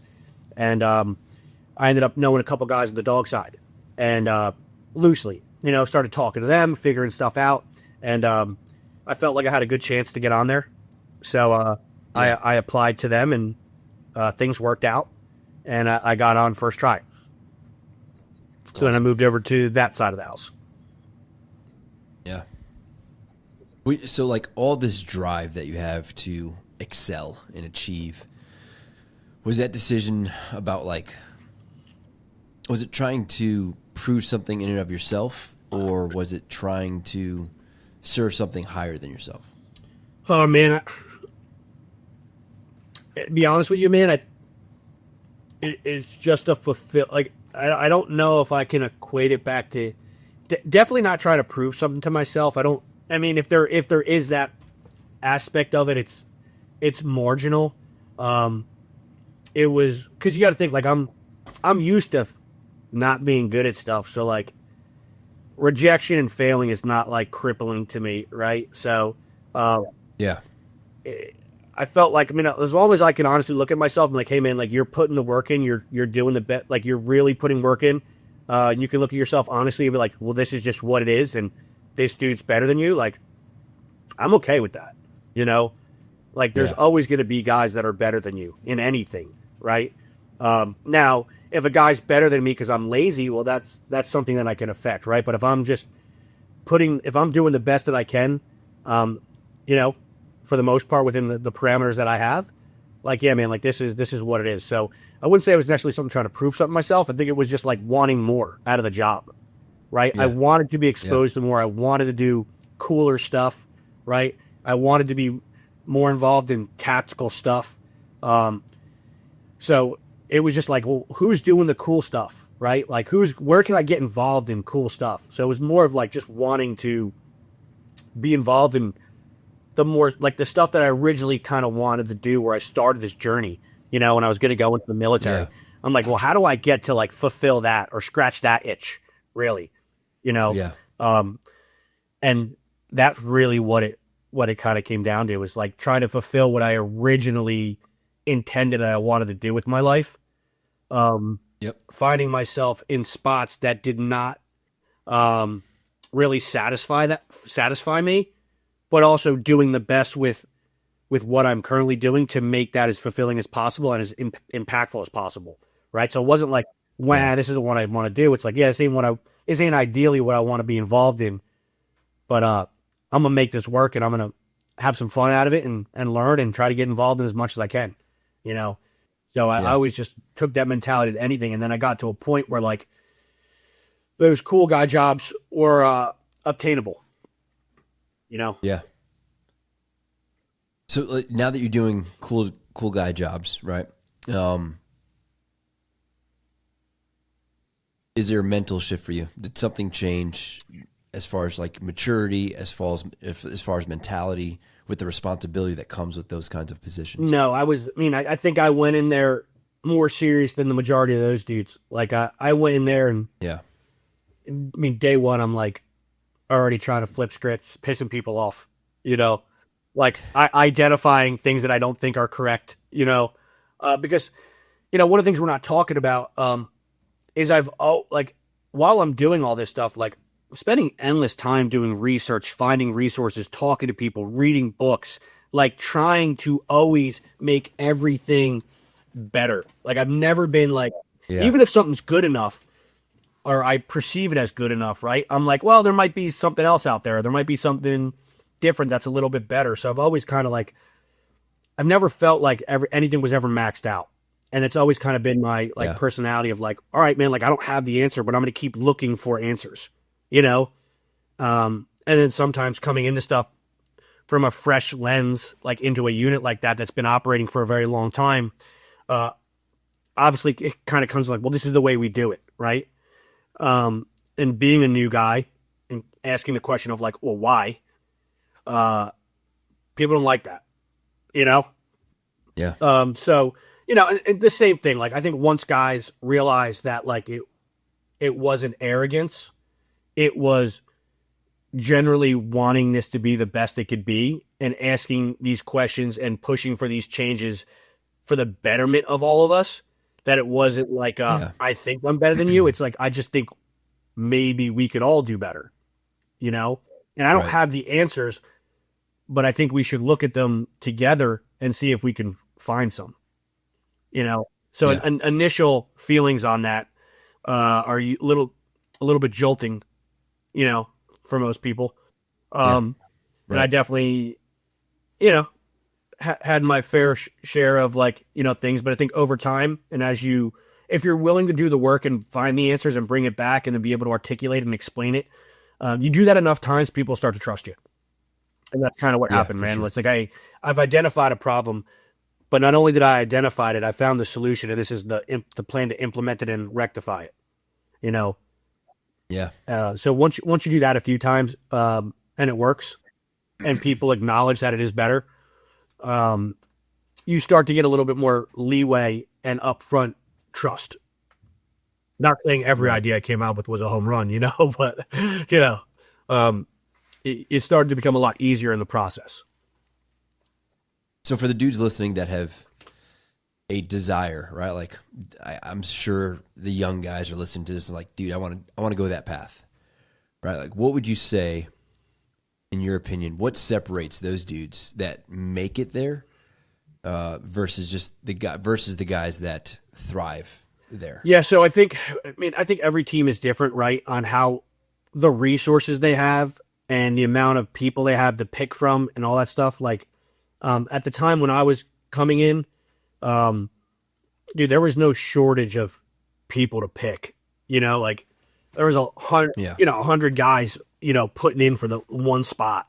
You know, um, I mean now it's drastically different, but at that time, um, looking at the other side of it, like I know, like when we're looking at a teammate, I'm really looking because with politics and stuff and getting rid of guys, right? Like if they meet the bare minimum standard, all right, outside of them doing something egregious, you're not going to get rid of them. You know, Right. as much as like if he's the worst guy on your team, if he meets the standards, right, that you've set, like now that becomes like union problems. If he's not doing Yeah. anything criminal or anything crazy, like it's tough, right? So like when we have our whole process, but part of the process is like we do like these private little interviews on the squads with the guys, right? And a big part of that is just seeing if they mesh well, right, with the squad because we spend so much time together. Um, and then seeing if they have the right character traits that we view as a squad because every squad's a little different, right? Like um, Hmm. what we want from our personnel, what attributes that we want them to have coming into this. I care less about the knowledge and the skills that you possess currently, right? Yeah. So, like guys coming into it to answer your question, um, I think you kind of really have to figure out what that team's culture is and what they value, Hmm. and then I think you need to assess: do you align with that value, right? Like, Right. is that the team that you want to be on, right? Because being on a team that isn't going to align with you is not going to work for you individually either. You're gonna be miserable. So I think you need to talk to a lot of those guys. You need to see what they're about, what they value, um, how their structure works internally of roles and responsibilities, and what they expect from new guys and different things like that, and get as much information, and then see if you want to commit yourself into that because it is a huge time suck. Like Yeah. it becomes another family, you know, and even to a sense Yeah. more so because you end up spending more time with them than your actual family. Um, Yep. and if you're going to be with guys for that many hours, year on end, um, you want to make sure that you're all pushing towards the same goals. Yeah. Paul, for someone like you that spent as much time doing what you do, working in those places on the law enforcement side, looking back now, I mean, it's not like you've retired, like you're still Yeah. doing the job, but looking back now, what do you think that season has done for you as a man, as a husband, as a father, as a cop, right? As far as like just refinement in relation to maturity and responsibility and strength and problem solving. Yeah. So, I mean, I think in a sense it can be counterproductive for a relationship if I'm being honest. Um, Mm, it brings on a lot of burdens to your family. Um, that if you are not really aware of, it can be very difficult, right? Like doing the things that we do, and this being in the environments that we are, right? Like your prioritization of like what's a problem is drastically skewed from like what your wife thinks is a problem, right? Yeah. And that callousness, um, for lack of a better word, I think can be tough, right? And then naturally, guys that find themselves in those units are because they want that team camaraderie, that environment of being surrounded by mutually motivated people to just forge forward together, right? And it ends up consuming a lot of your time that could be directed towards your family, right? Um, Yeah. so, we justify it to ourselves that like we're doing an important task, like this is Yeah. important. Somebody has to do it, right? But make no bones about it. There's only so much time. It does detract from you as a family. And looking back on it now, I wouldn't change it, right? But like that machine is like loving someone that doesn't love you back, like you are just a number, right? And I wouldn't do it any different. I don't have Yeah. it in me, but knowing what I know, doing it now, and when I went into it, you invest everything into it because that's what it requires, right? But the slightest misstep or political thing or whatever it may be, you will find how important you really are, right? And no matter how Yeah. good you are or think you are, everybody's replaceable. Because at the higher level of like command structure, you are just a number. Within your team, Dave's better than Paul and Paul's better than Jack and all this stuff like that, right? And collectively as your team, you're like, hey, man, we don't want to lose that dude because he's such a wealth of knowledge. I think when you get really higher up, it's just like, is there a body in that spot? Does he meet the standards? Cool. And you realize you are devoting so much time and energy into something that doesn't actually love you back, right? Now, when you tie that back to your family, I look at this and I reflect on it, and it's not something that you can change, right? But you have to make sure that, Nature of the beast. yeah, like you don't really neglect the things that are there that do actually love you, and Yeah. it's almost impossible, I want to say, right? Because you become so immersed in this culture of trying to be better and pushing forward and being the best you can be, and that consumes so much time and energy. And even when you're not doing it, if you're really into it, that's all you're thinking about, right? And you really have to be able to kind of flip that switch and try to be a husband, a father. Yeah. And I have definitely failed at that for a very long time of being consumed by that being everything and just taking for granted, I think, my wife, like, well, she's my wife, right? Like I'm not cheating on her. So like, I'm not committing any major offenses, right? But being cold and callous because of the stuff we do and see, and nothing's really a big deal, where you are emotionally void of what they would think is important, right? Yeah. Is a real struggle. I don't know if anyone's going to figure it out, to be honest with you. Because it attracts guys that are that type of personality. That type of personality immerses themselves in it 100%, right? And that type of personality, well, there's only so many things you can prioritize, right? Right. Looking back at it now, I do a way better job at it, right? But that's because I stopped letting that be at the forefront. I had to shift priorities, not like my commitment level, my enthusiasm, like none of that stuff, right? But like, I would sacrifice family stuff to be for the team, for the mission, right? Like that was always kind of like, hey man, I have to do this. Like my wife's tired of hearing it. Like, like I have to be there. I have to do this. Right. Can't miss this job.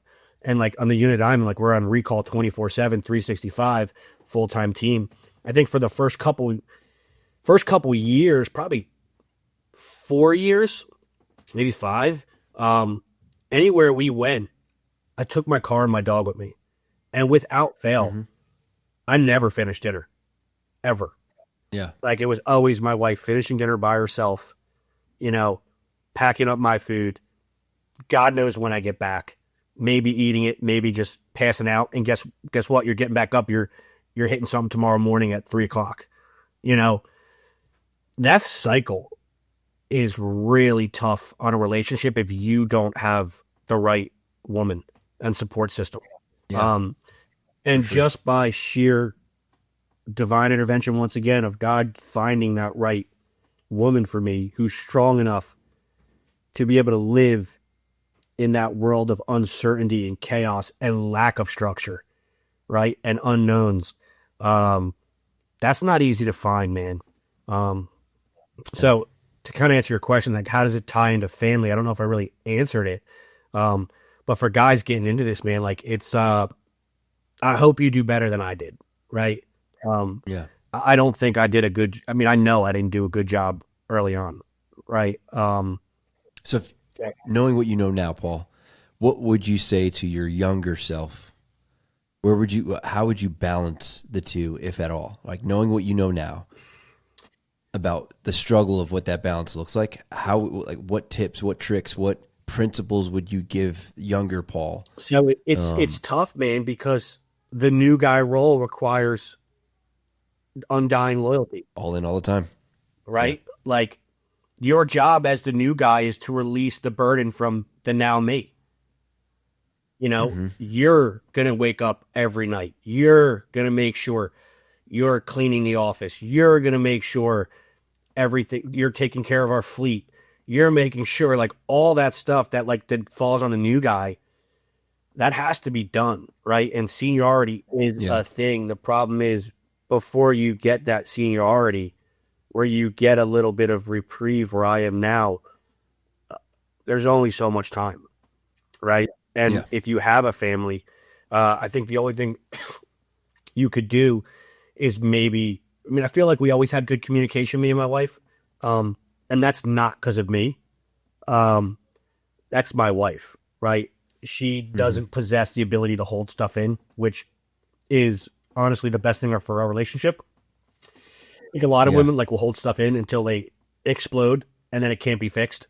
Where my wife is very much of if she feels it in that moment, you're going to hear about it. Right. And that is something that has probably been the only thing. It's probably the number one contributing factor of why we made it through all of the stuff that we did with work-related drama and, me committing so much into that is because she never let anything kind of fester, that we'd always have a lot of conversations. Now, I didn't handle those conversations the best, being a young guy. I expected everyone to see the vision. And I think that's part of just because when you're new and you're into this stuff, you believe so deeply in the cause and the machine that you're doing the right thing and everything's for the right reasons. And then as you get exposed to more things, different things happen. I think you start to, when you see behind the curtain, you start to see that it's not what you thought it was. Right. And I don't think that's something that can be inferred to a new guy. Those are lessons that you have to learn yourself. Right. But if I did have to offer anything, I'd just be like, hey man, just be aware that you need to commit yourself to your thing, but this thing doesn't love you. And it requires your ultimate commitment, but it will not be committed to you. Right. So it's a dangerous sword, and I would just encourage guys to hey, keep communications open with your family. Do better that when you are home to prioritize that time the best way you can. And then, hopefully you have the right family structure that can support that type of lifestyle. Being a lot of guys don't, right? And that's why the divorce rate it is what it is. Right. Yep. 100%. Paul, at some point, as we progress through this, at some point you start realizing like being good at the job isn't just enough, and you decide like, hey, for whatever, whether it's you decide or somebody else decides for you, it's like, hey, it's time for you to take the information that you have, what your experience, your skill, and start developing that of the dudes underneath you. So like, when did teaching enter the picture for you? So teaching originally happened at the range, right?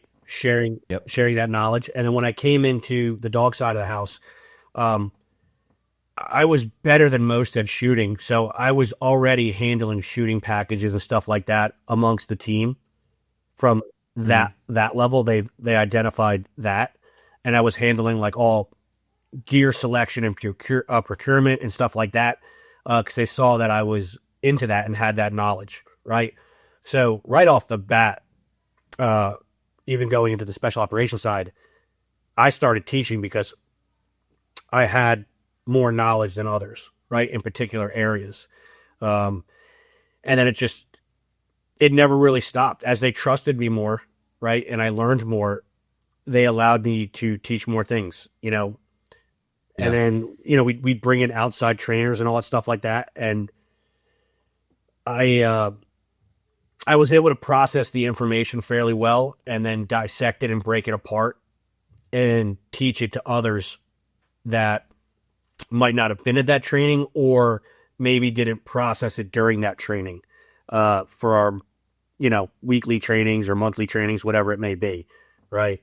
And then on top of that, like, I was never just taking that training and sitting on it. I was always constantly working on it, refining it, having phone calls with those guys, talking to them, doing my own knowledge, or doing my own research, trying to filter to see if that was correct, what was given to us, not just blindly taking everything, taking particular things from high-end units and then seeing what's the best way with our rules of engagement and how we handle business and the environments that we work in, because they're different. How do we apply some of those lessons learned by them and then adapt them to doing what we actually do, which, is a different job, So I think they saw that I was really motivated into that, and they started letting me take the reins on that, like, very quickly. Yeah. So it wasn't like I hit a certain point where they're like, okay, you could do this now in seniority. I was doing it at a very senior handler spot. Okay. Yeah. And I may not have had the dog side of the house figured out, So like I wasn't teaching that kind of stuff. But I was able to put the integration between the tactics, shooting, and the dog together, where some of the dog guys that were phenomenal dog guys and trainers, right? They knew that. But then we get together and we're like, okay, well, how do we get the dogs to do this? Because tactically this would make sense. And we want them to be neutral to this and be able to handle this, right? So it became more of like a collective working group of me putting in tactical concepts and them figuring out how we could train the dogs to do that particular thing. Yeah. Paul, what changed, if anything, when you went from just being, the dude doing the job to the dude that's now developing others to do the job? So I've always pushed other people, right? Like anything that I was into, like I was always looking to bring people with me, so I don't want to say nothing's really changed from who I was from day one. I was always looking, if I figured something out, I wanted to share it with somebody. Like I wanted somebody to know what I figured out. I wanted that information to be passed on. So I was always doing that in small ways, forever. It just, I was given a larger platform to affect change and to influence more people as time went on. Yeah. That makes sense. So you being, it makes perfect sense, man. It makes perfect sense. For your personality, it makes absolute sense. Dude, we're more alike than I think we realize, but nonetheless, what do you say, in your opinion, what do most instructors misunderstand about responsibility in the role of a teacher? Well, I think if we're going to go to the first thing, I think the amount of work to vet a concept is probably not fully understood, right? So there's been plenty of times I've introduced stuff with not fully understanding it. Uh, but I've also, I think, did a fair job of saying, like, hey, man, I think this is something. I want to throw it Yeah. past you guys and I want to round table this. Like, where do you see the pitfalls? Where do you see that we can smooth these corners? How do we make this into an actual thing? I've got a rough working idea, right? Yeah. I think when you're talking about like professionally, like what we do outside of, law enforcement, um, Yeah. I think dudes see something that they like, um, and they know it's good, right? But I don't think they've put the work into it to really understand the depth of it to be able to convey that. And what that turns into is specific key talking points that they have to say verbatim or roughly around. And then if that doesn't hit, they lack the depth of knowledge to be able to articulate that in several other different ways, or to adjust the curriculum to accomplish that same particular teaching point, but in a different structure than it was introduced to them because they didn't walk that journey, which is time consuming, right? And that's Yeah. super challenging, right? Because like once you're exposed to something and you're like, dude, this is it. I think natural guys that love teaching, they want to share that, right? Right. But there's a level of responsibility of when you're ready to share that. Like, do you Yeah. really understand it to the magnitude that you should be introducing it at, right? And there's a lot of work that has to happen. And I think some are faster than others, right? Me, I'm a rockhead, right? It takes me a while to really digest stuff, break it apart, figure out the specific cues and physical cues, visual cues, all the little nuance and minutia to me, to then where before I can package it and give it to you. And I might not give it to you with the same level of nuance, right? But by understanding that nuance, I understand what's important to give you and what's not important to give you, which I think is important for instructors to like knowing what to say and what not to say. And you see that a lot with like CQB. Yeah. Like guys Oh, will yeah. introduce information, although correct, it will be at the wrong time in the stage of that student's progression and they recess because you've given them too much, right? It's like, yeah, man, like right now that's not important. I just need you to know your points of domination and your sectors of fire. And Right. yeah, I know we're missing a lot of stuff here. That's okay. We're going to get to that. Right now, I need this building block accomplished.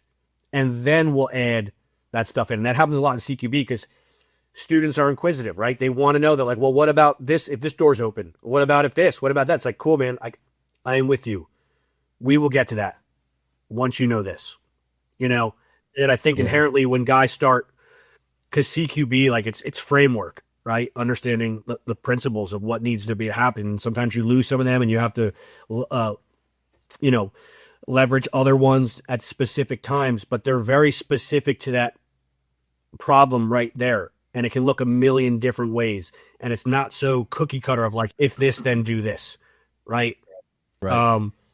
When you start doing that, it can become really confusing really quick to people on what is the priority and what are we trying to accomplish and how we go about doing that.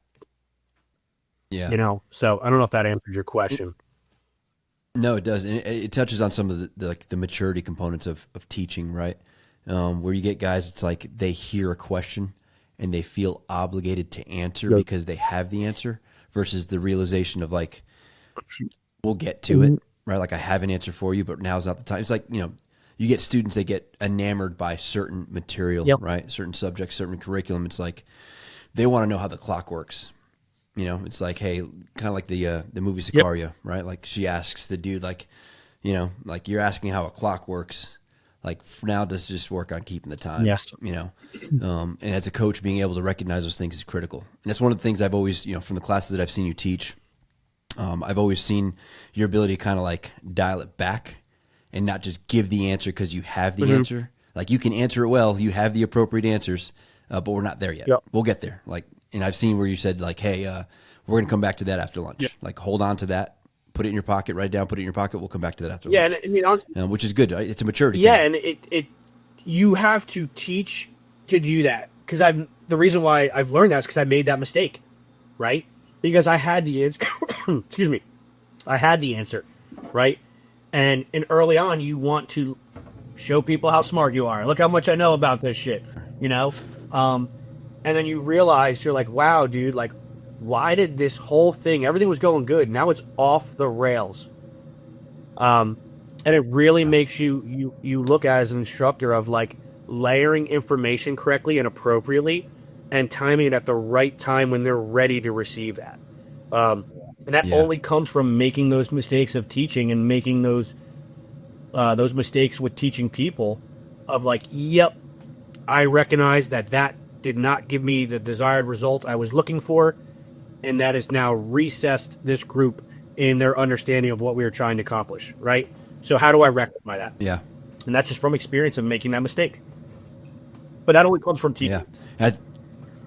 And some of that comes from humility, right? Like a humble instructor has the ability to crush their ego, so to say, right? To put that aside and be willing to engage with the student at the level that they need, not necessarily the level they want. Yeah, I mean, I do that with firearms all the time, man, right? Like I tell guys, I'm not a curriculum-based instructor.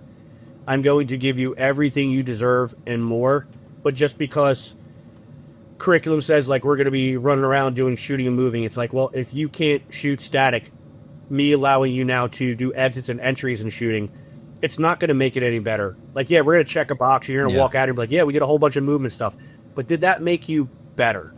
Like, no. I just scratched an itch for you and you are no better. So like, I will only give you what you deserve, and the goal is to give you way more than you can handle, but still, while you're uncomfortable, it's still at a level that you're able to process to make it beneficial for you to get better at. And if we don't get the movement, then guess what? We don't get the movement. But it's not because I lack the ability to teach that. It's that you're not ready for that lesson, and the house needs to be built a very specific way. And if we start just throwing up 2x4s before the foundation is set, well, it's going to fall apart once we start putting any real pressure on it. For sure. Yep. So, Paul, you're shaping men, obviously, teaching cops. That translates over into starting to teach civilians as well. You enter that field, so to say. AHT enters the picture, right? Like you jump on the team, and it's a different kind of responsibility, right? So when you first got on with AHT, what did you see that you felt you could help make better, that potentially needed to be built upon or expanded upon? Yeah, so I mean, I started off as a student of Rick's. I was already in the industry, obviously. Me and you were in the industry, working together. But I was a student of Rick's, and I went to his class, and I liked it, man. I thought it was a really good curriculum. And then as I started to progress on my journey, just like anything, you're looking at rounded corners, right? And different exposure to different things in different environments. You will find better ways to teach stuff. So, if your curriculum looks the same 5 years from now, dude, like, you stop learning, right? Like, I am always looking at trying to make curriculum, layering, articulations cleaner, easier to round that learning curve for the student, right? So when I came over to AHT, I started learning some of these things that I felt could round some corners for us. And kudos to Rick, man. Him being such a successful guy in the space at that time when I come over, me being a relatively unknown guy in the space, him being very receptive to some of my feedback of like, hey, dude, like, I think we could change this. I think we could round the corners here. I think this might be a better way to introduce this concept, right? And it wasn't just blind faith, right? Like, we talked about it, we shot it, we saw it in person, all these things. And that's one thing I really give Rick Nick. It's rare to see in the industry a guy at his success level be open to changing stuff like he's done to progress his curriculum, right? Because, like, to say he doesn't have a extremely successful business, would be an understatement. Like the guy's one of the top instructors way before, we came over. He doesn't need my help at all. But Yeah. for him being so open-minded to be like, yep, even if it's just a little bit better, for him to take that feedback was very telling for me early on with this business, that this was going to be a place that I could thrive at and be, right? Yeah. I didn't know when I started bringing him feedback how he would receive it, right? Because naturally, you're going to a guy who's so successful in the space, and you're like, hey, I think we could do this better. It's like, what record do I have of proving that? Yeah. Really, in metric wise and monetarily, in the space that we're in now, because this is different than law enforcement, right? Like in law enforcement, people have to listen to you. Like they're said to me, whether they like it or not, it doesn't really matter. And I'm also not really in the team sense you are, but like when I was teaching mass firearms for the agency, whether that dude got it or not, it was irrelevant to my performance standard, like of what the higher ups would say. I gave the information that I was supposed to give. I made a safe environment for everyone to do what they had to do, and that guy's an idiot, right? Yeah. When you're in this space, right, like if you don't add value, that customer doesn't come back. So it is very important that you are finding a way to make that person better at whatever skill level they're at, and then also being capable of articulating information different and then layering it and telling guys over here to do one thing, guys over here to do another, but still having the range operate cohesively together in one class. Dude, that's a different level of pressure and responsibility, especially because you're taking money for it. If I fucked up at work, it's like, well, I'm just doing this to help you guys out. It's like, whatever, man. Like, I don't have to do this. I can just go back to somebody else teaching, and I'll just be the guy on the team in the stack. It's not like there's some extracurricular pay or something that you get. You're doing it on your own passion and your own want for stuff to be better. When you're on this side of the house, there's an onus to make sure you're doing right by people's resources, because they are investing in your knowledge. And if you don't do a good job at giving them that, it's criminal, right? Whether it's intentional or not, Right. Yeah, I agree. All right. So I want to touch on something briefly that comes up a lot these days, and that is the subject of nicotine. There's a growing body of research around nicotine and its cognitive effects, specifically its ability to increase focus, alertness, and reaction time in the short term. We've personally found benefit in using it responsibly in the right context. So for myself and the rest of the team at AHT, if we're going to use something, we just want it to be clean, consistent, and controlled. And for us, that's where Zimo comes in.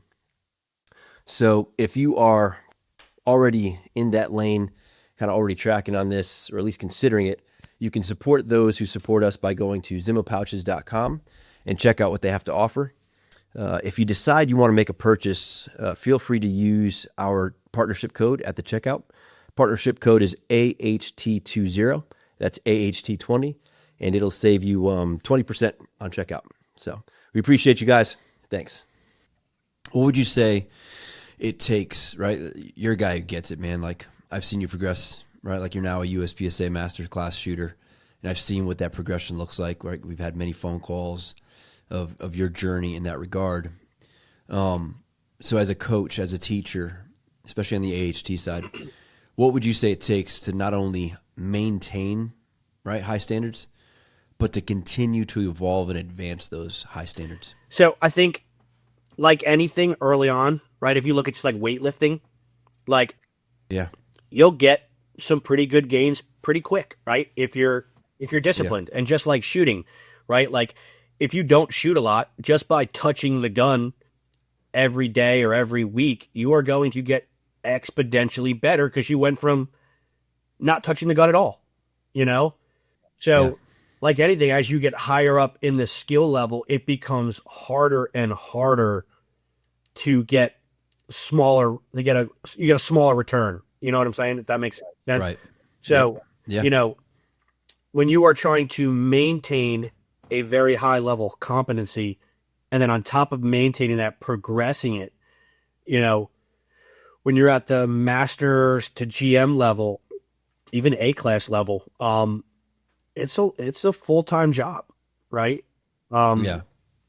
but when you're selling, marketing, stuff like that, like that's on you. It's the onus. No one's forcing you to do this, right? So Right. it's on you to make sure that you are providing value to your student, right? And students, I don't think you have to be a GM or a master class guy or A class guy at all. I don't think you got to shoot competition at all to teach, right?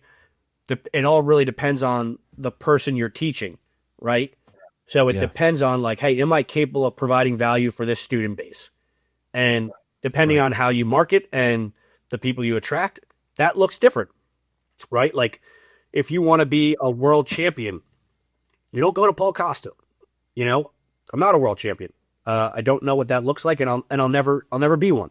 Right? There's guys that have reached those levels and understand those fine little tweaks that would be appropriate for that. Just like I don't teach defensive stuff and combative stuff. I have a very rudimentary understanding of certain skills for me individually to be hopefully somewhat successful if I find myself in these situations, but I don't understand them to a level like someone like you would, right? So I think when you're to maintain these levels, I think you have to first kind of, if you're talking about in this space, or are you just talking about from a defensive Hmm. person, prepared person? No. Yeah, like No. Yeah. For in the in the space. space, I think you have to identify who you're trying to teach, right? Like who you're trying to teach, what market you're looking at teaching and capturing, and then just make sure you know enough that you're not setting them back, even if you're at a lower level. You're not inputting information to them that is counterproductive later on, which is hard to do, especially because if you are underdeveloped as a shooter, you might not necessarily know the pitfalls yet. Um, Yeah. but I think that that's a sliding scale that looks drastically different for a lot of instructors. And I've never been one to say, like, hey, if you're not this classification or if you're not this good at shooting, you shouldn't teach. Um, I think the market will tell you if you have value or not, right? And Yeah. if the people like what you have to say and you're making them better, you'll stay in business. If you don't, then you won't stay in business. For me personally, to Yeah. manage my current skill level and to try to go forward my progression to keep adding value, it's a full time job, dude. Every day I'm touching a gun, you know. But I also don't. I'm not diverse like you, right? And that's by design because we all have limited time and resources that we can dive into this stuff. So I've kind of acknowledged to myself, like, hey, man, I'm not going to be good in all these different facets. Like, I hear guys always ask me all the time, like, hey, how come you don't do any long range? It's like, because I'm not good enough at pistol and carbine yet. You know, like I can't add another layer to it and still maintain and progress in the things that I teach and then still do that hobby, right? At least to where I think it Yeah. would be worth it. Yeah, I could go buy a setup and go plink around a little bit, run a PRS match or something, not do good, and just check the box, right? But like, I don't want to do anything that I'm not going to be committed to.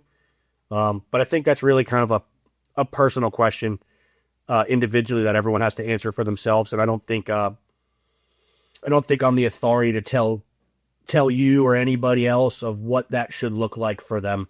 You know, I can tell you Yeah. for me what the parameters that I've put on myself. It's a lifelong journey that requires me to touch that gun every day, whether that's live fire, dry fire, reading, constantly thinking, trying to disprove myself. Like it's a never ending mental and actionable battle that I have to do every day.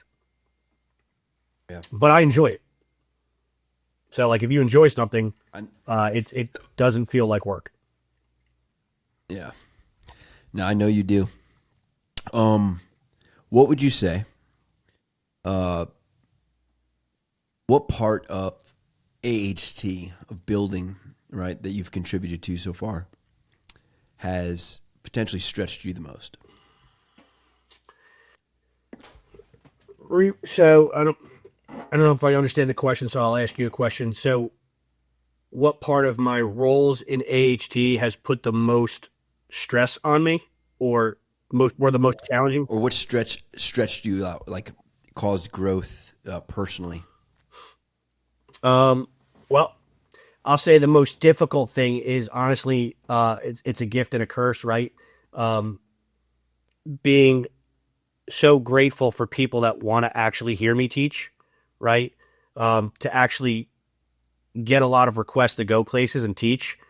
Um, but that is extremely taxing to get to all those places.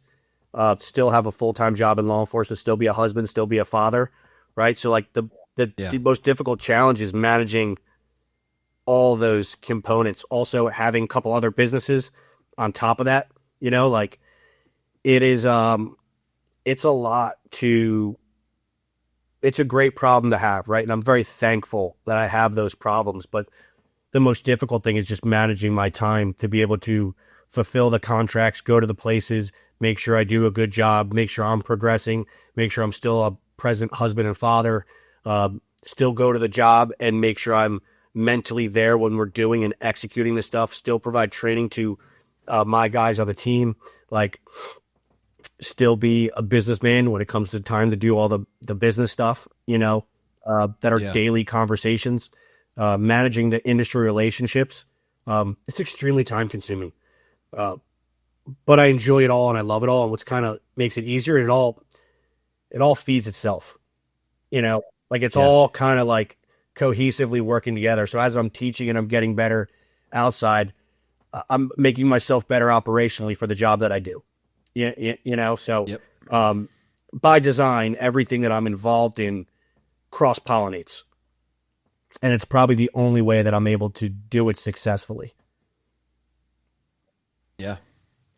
I mean, I see it firsthand, the amount of stuff that you're juggling, and I mean, personally, it just inspires me, right, to take on more, to do more, especially like it's like, hey, if my teammate is putting in this much work, like I got to show up, Yeah.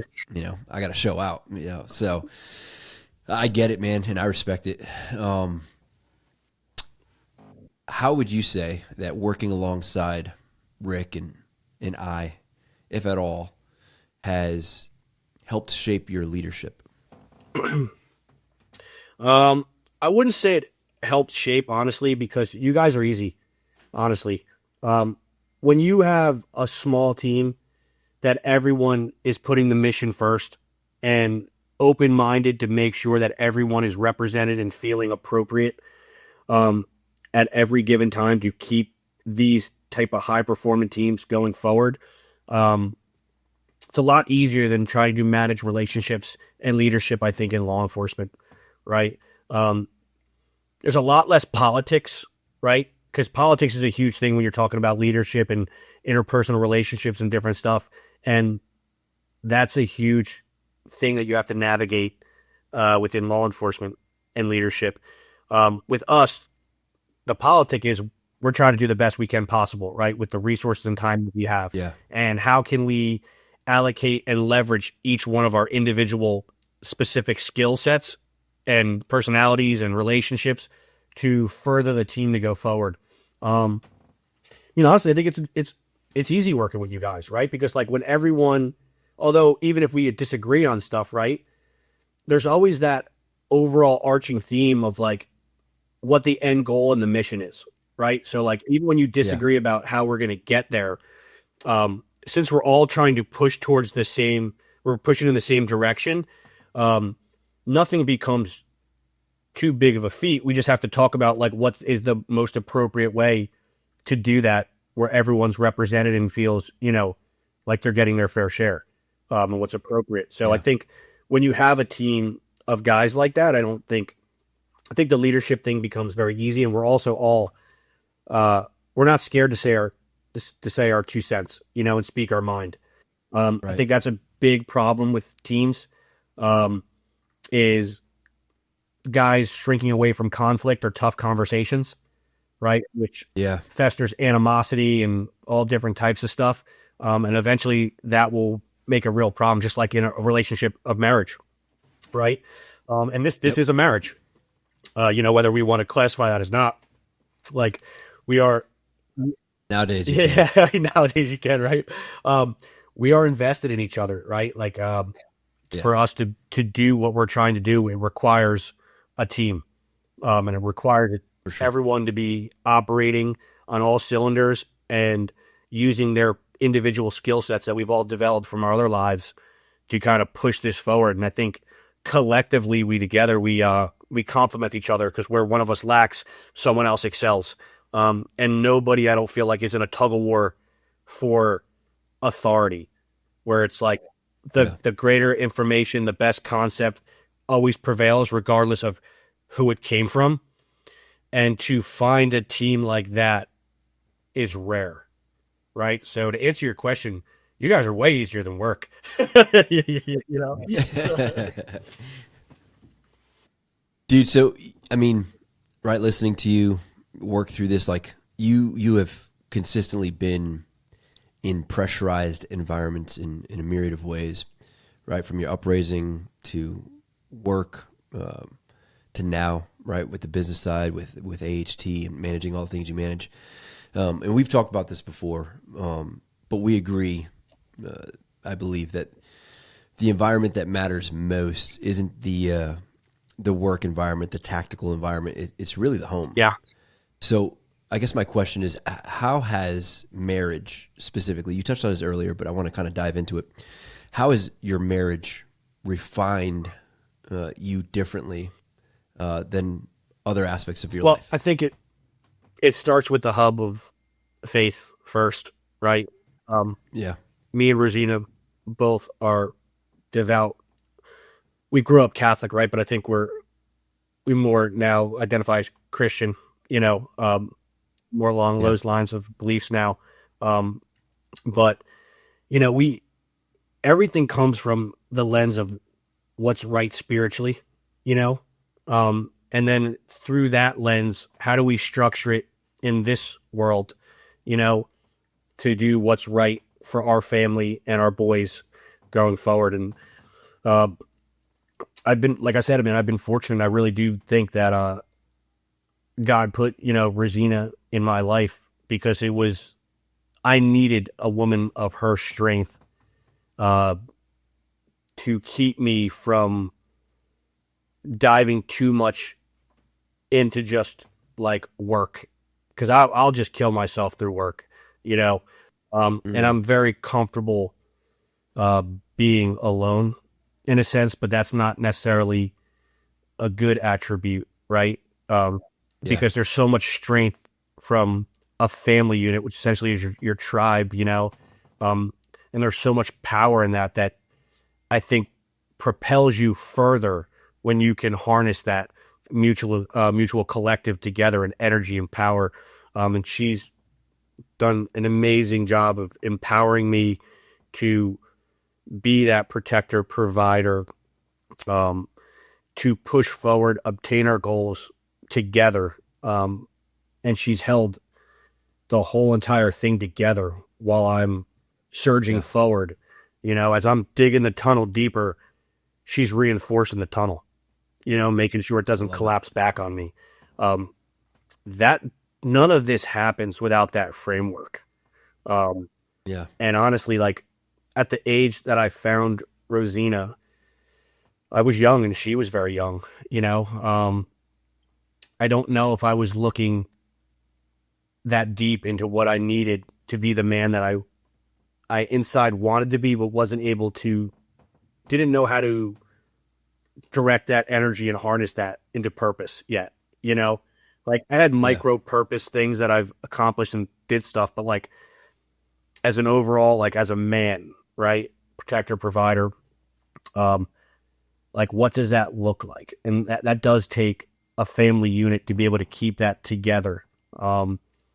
And God put her there for me. And, without her, I think I look back at some of my other relationships like it just doesn't happen, or it Yeah. ends really messy. And then now Right. I'm battling, trying to see my kids and all kinds of stuff.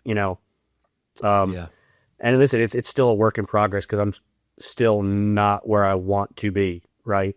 Um, but we're always making refinements and finding the trying to find a good blend of what that needs to look like together as a family, both spiritually, monetarily, relationship wise, how to find that time and carve out that time together and what that looks like. And even when it's together, is it purposeful, right? Or are we just checking a box, Right. And my nature is easy to dive into just one thing and put my head down Yep. and just keep working. And I will let other things degrade at my detriment for the mission. And she's always been that like barometer to kind of make sure I never get too far away where I can't come back. And if I didn't have her, I would easily be way too far down the rabbit hole where like there's no way coming back. And it wouldn't be like in like a nefarious way. I'm out like doing all this wazoo stuff, right? But like I am just obsessed with work. Yeah. And that's the way my grandfather was. Like everything was just work and business, and genetically, obviously, I think I have that. And growing up and admiring that about him, I think there was a lot of subconscious traits that were built from those interactions.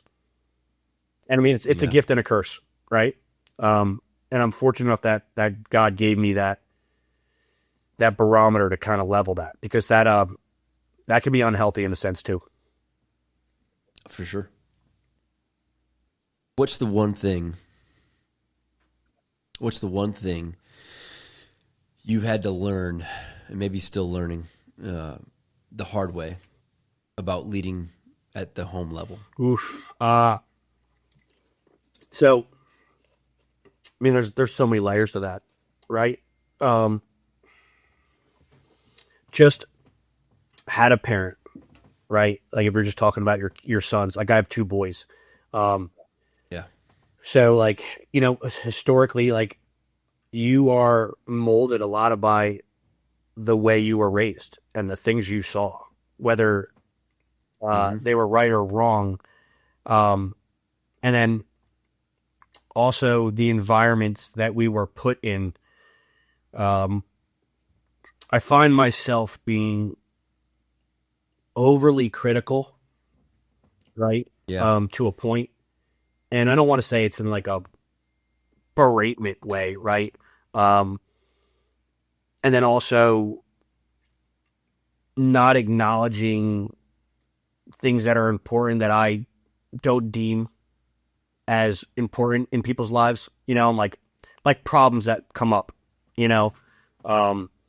oh, so-and-so was mean to me or whatever like that. And was like, cares?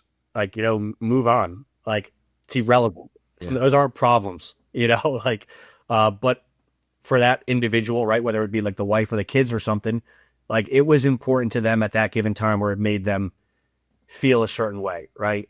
So although I may not quantify that as even a thing to even think about, right? Just learning how to step out of my own kind of gut reaction of what I assess that issue to be, and trying to put myself more into their lens of their experiences and their exposures and how they would view that situation from their life, and being more empathetic to like how that would make somebody feel with their life lessons, not my life lessons. We're exposed to so much work-wise of adrenaline and violence, and you become so desensitized to everything where like it literally takes something full-blown catastrophic death to even get like your pulse to fucking elevate, and that's a problem, I think, honestly, definitely for a relationship, For sure. And that's probably been, honestly, I didn't even recognize that probably for quite some time, because I think it's a slow desensitization over time, right? Where you start to morph into this kind of callous emotionless type of person. And I don't say that as like you don't have personality and you don't joke around, you don't have fun, right? Um, because I've never lost that. But like in the levels of like what somebody would view as a problem, like I've become pretty unempathetic uh, Yeah. to things, right? And so one of the biggest things that I've probably learned as, or what I've been trying to work on as a father and both a husband, is really trying to not look at stuff from my lens. When I hear something that's a problem that's brought to me, or I just overhear, right? Try to put myself in 8-year-old Paul's shoes. You know, when I was Yeah. 8, how would I interpret this problem and how would that make, me feel? Right. And then Yeah. with the understanding of being a father, living longer, um, providing guidance from that. Now on the Right. husband side of that, that's a little bit different, right? Because sometimes they're not looking for problem solving; they're just looking for a year, Yeah. right? Yeah. So You yeah, listen. you just gotta listen. um, Yeah. but yeah, man, like that's I think the job has been great in so many ways, right? But it's definitely, it puts you, I think, in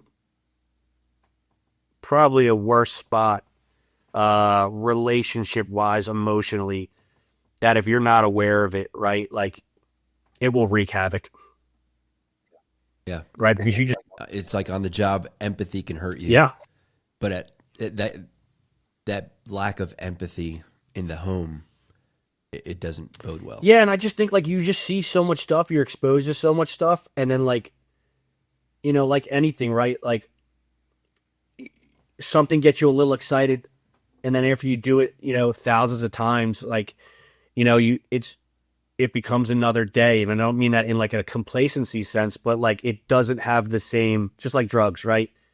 As you use them Yeah. more, like you need more, like, it's just, it's one of those things you have to increase. It takes more of the dose to get a response out of you. And, doing that over, 20 years, and the last, say, 12, in the most dangerous stuff that we have, um, it's really hard to step out of that role and responsibilities and go back into normal life and kind of take that lens off, if that makes sense, Yeah. right? And Yeah. It reacclimate makes perfect into sense. like being a husband and a father who's not looking through that lens and experience while you're parenting and being a husband. And there's Yeah. there's some lessons there that are Agreed. good, right? But like, um, that callousness, that hardness, that lack of emotion, and empathy for things, I think is more detrimental than positive. Until Agreed. there's a real problem, and then Yeah. that is a positive. When they need you to handle business, it's a positive. Yeah. Yeah. Then it's just another Yeah. Tuesday. Dude, so I believe we agree that marriage shapes us, but fatherhood, that's testing, right? Yeah. Like fatherhood will definitely test us. So for you, how did becoming a father change how you see responsibility?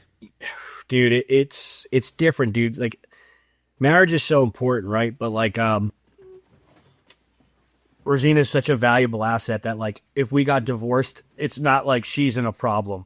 Like like she would be okay on her own. She's a strong woman. She's very capable. Like uh when you have children, like they are so innocent, so weak. Like you have such an onus to provide and protect for them, um, that it really requires deeper thought in every action you do, even in like secondary and tertiary effects that could come from Yeah. decisions that you make financially, emotionally, right? Can come back and hurt your kids because you get fired and you lose your health insurance or whatever it is. Like there is so many layers that you have to think deep before you do something, because it has huge effects on their livelihood, right? So like, Yeah. um, that is can be crippling at a sense, when you look at the magnitude of what every decision could have, that trickle down effect to them, you Yeah. know. Um, so that's been like the hardest challenge, because if it's just me, it's like, dude, you make a mistake, whatever, dude, I'll brush myself off, I'll figure it out, like whatever it Yeah. is. All right, do really bad, I'll move to Mexico, I'll figure it out there. Like, you like, because it's just you. Um, Right. like, uh, when every decision you make affects them, there's a lot of the littlest decision requires more thought. Oh You yeah, know, for sure. I don't know if that answers your question fully. No, perfectly. What standards do you feel most strongly about passing down to your boys? So, number one is connection to God, right? Like everything has to be done through Him, supported by Him. Otherwise, it is irrelevant. Um, that this life that we live here, although we try to make it the best experience possible and make our lives as comfortable as possible, this is irrelevant. It means nothing. Yeah. You know, this is just a test for us to make sure that, we are able to commingle in these environments and be tested and still be true to what we believe in as a higher power. And um, I want them to understand that, but then also take their energy and power and the gifts that God have given them, and then try to exploit that and do the best that they can, right? To Yeah. protect the weak. I mean, even at a young age, man, me and Rosina are both so aligned this way without even like, it's one great thing. We don't even have to talk about stuff. Like, we always end up finding ourselves on any real issue. Like, we are spot on. Like, when the COVID vaccines came out, like, we didn't even talk about it. I came home and was like, fuck that. She's like, fuck that. He's like, I agree. Like, no way are we doing that. And this was like early on, Yeah. when nobody had any information and everyone was scared. Like, we just really align on so many things of like what we're going to do. But for the boys, man, just like really teaching them that like your honor, your word, like that means more than anything.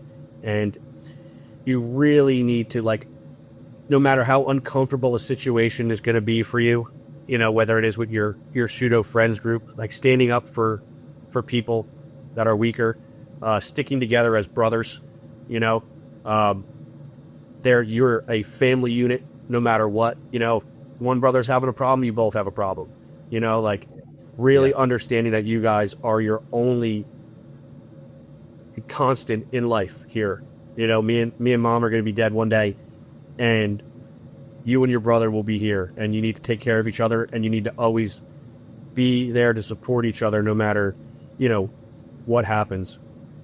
And then, I mean, there's so many things, just like understanding what a strong man looks like, right? Understanding how to deal with problems, not make emotional decisions, how to be in an emotional environment and regulate yourself to process that and make a quick decision, right? And all these things take time, and they happen in micro little examples of whether it's sports or school or the playground, right? But having those Yep. conversations when they come home.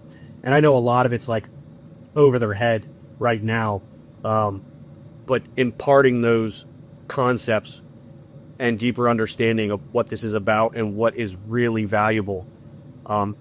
Once you have those core principles, everything else kind of falls into place and becomes easier decisions when they're grounded in those, key things. Yeah. Is there anything that you fear most about getting wrong as a dad?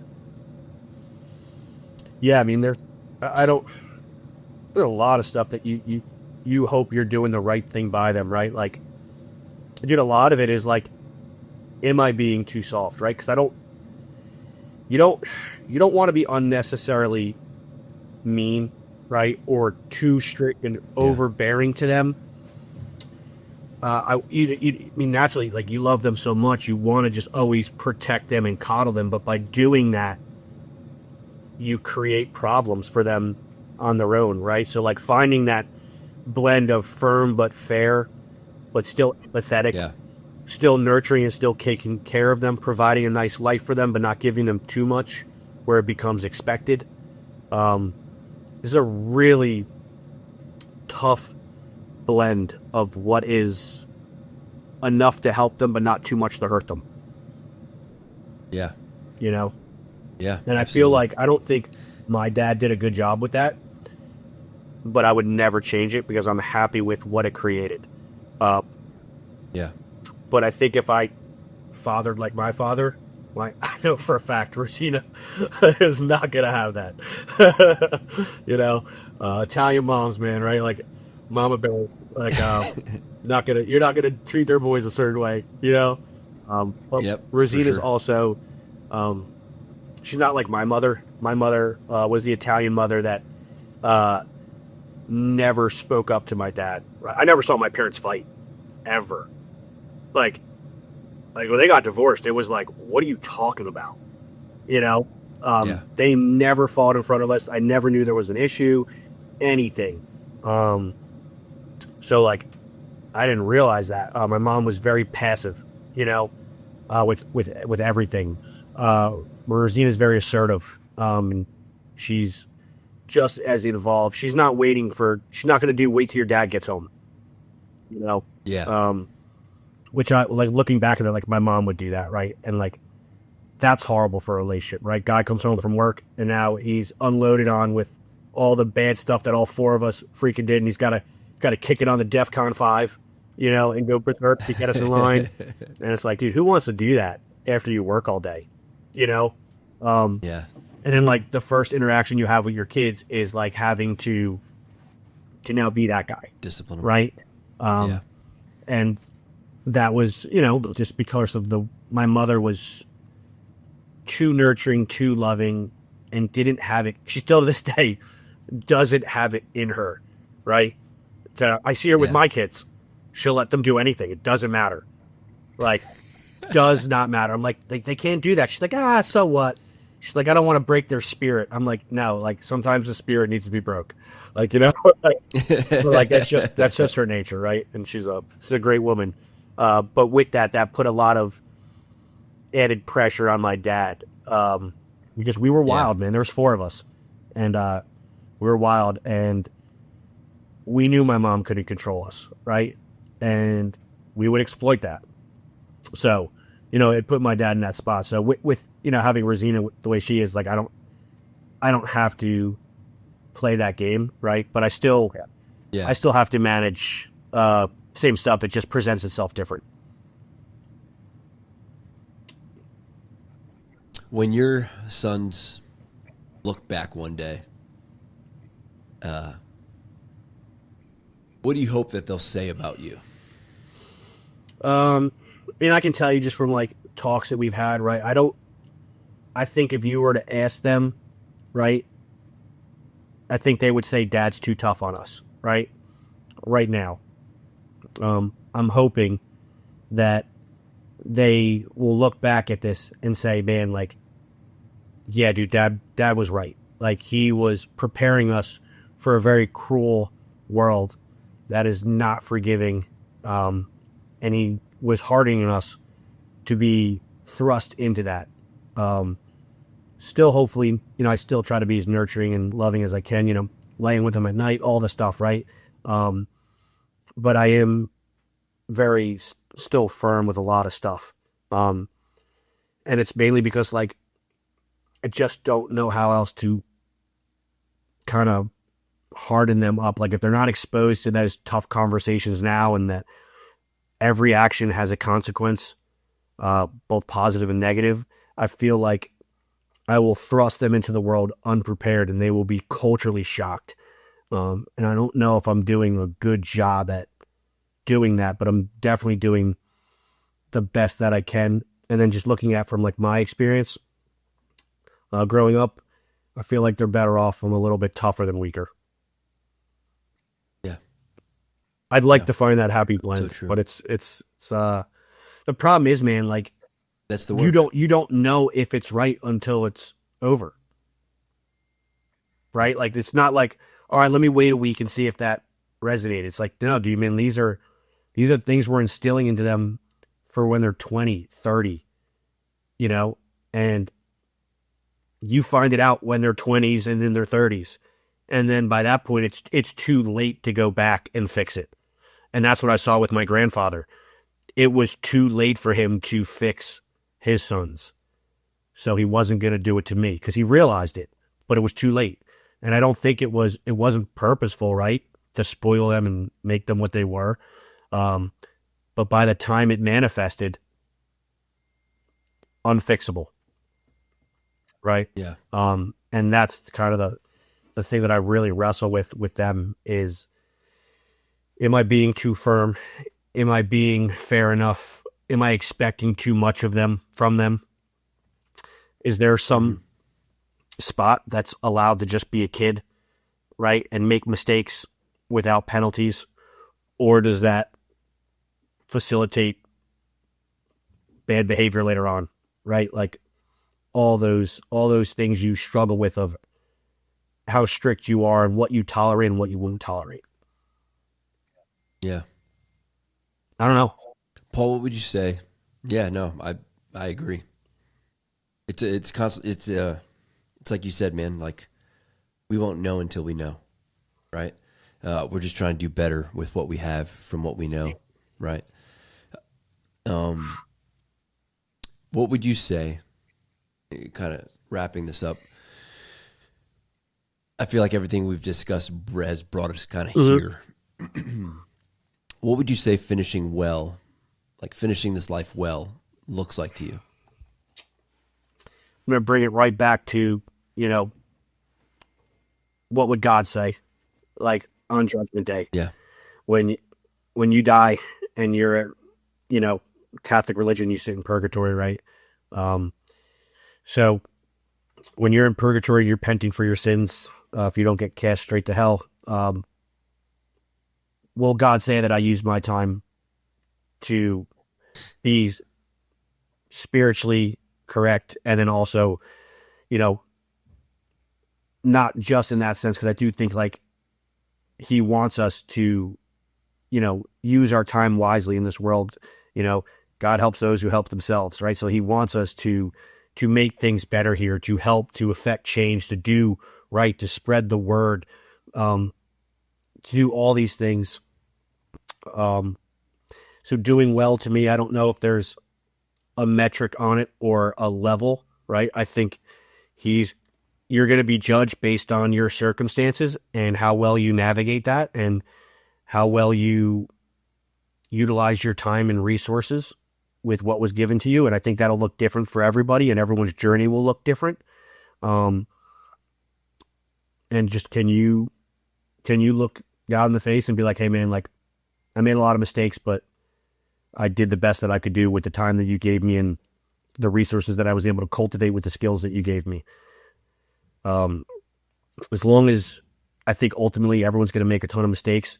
If you're ultimately trying to do the right thing, right? Like you don't have any nefarious intent, you will essentially hurt people and make mistakes, right? But if you're ultimately not trying, if you're trying to be a good, virtuous person and you're staying connected spiritually and, you know, following as many of the teachings as you can, um, I think that's good enough, man. Right? Like, I've made a lot of mistakes, right? I always, my wife always tells me, she's like, you check all the big boxes, right? And like, I do all like the major things really well.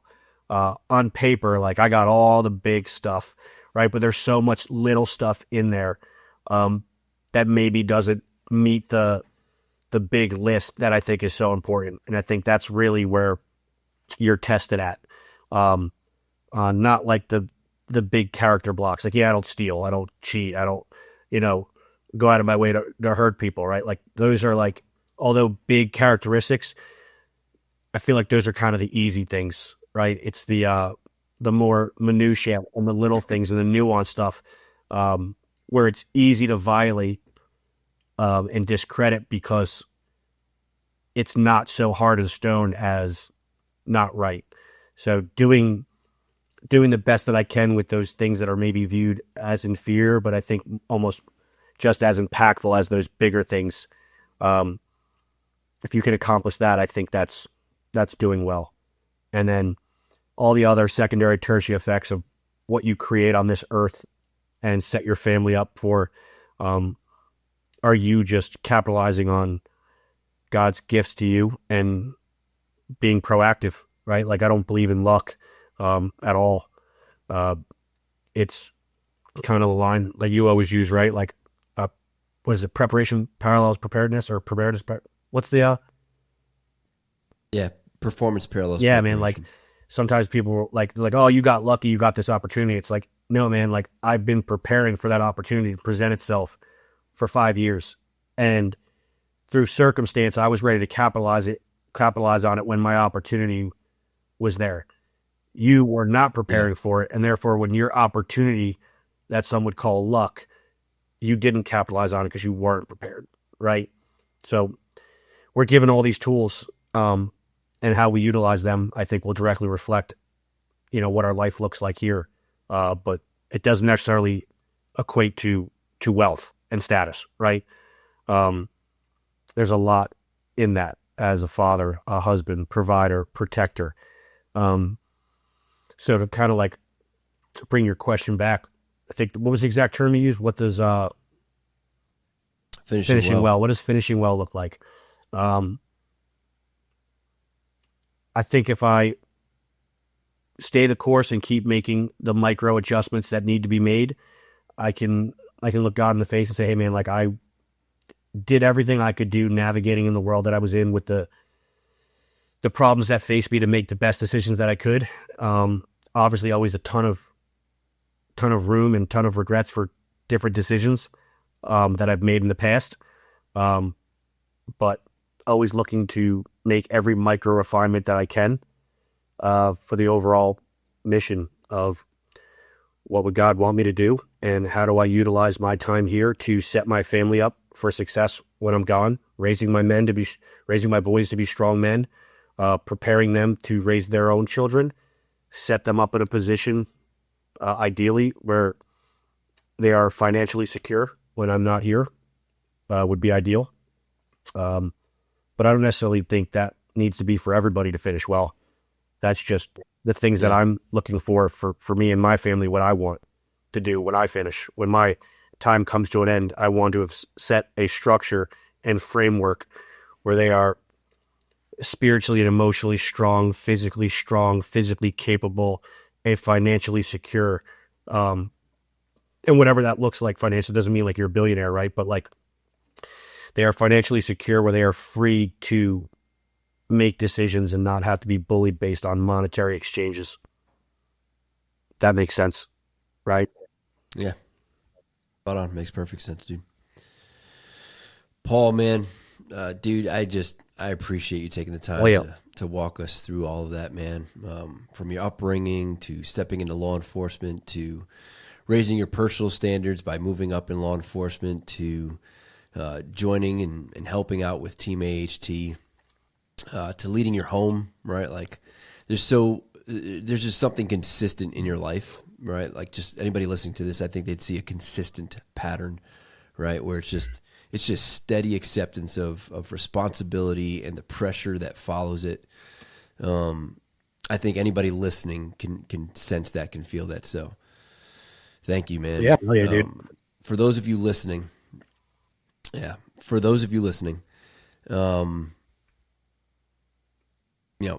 if this has challenged you, then don't let it stay theoretical.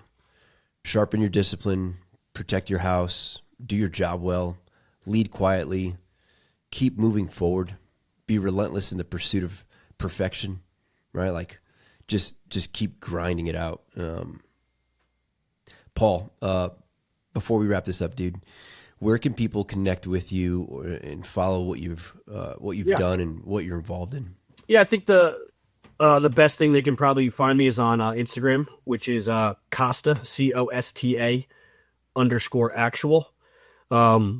really easy to get a hold of me. There's a lot of information there, right? From that channel, you'll be directed to websites and YouTubes and all that stuff that we have at Achilles. You want to direct message me there if you have questions on anything. Help you any way I can.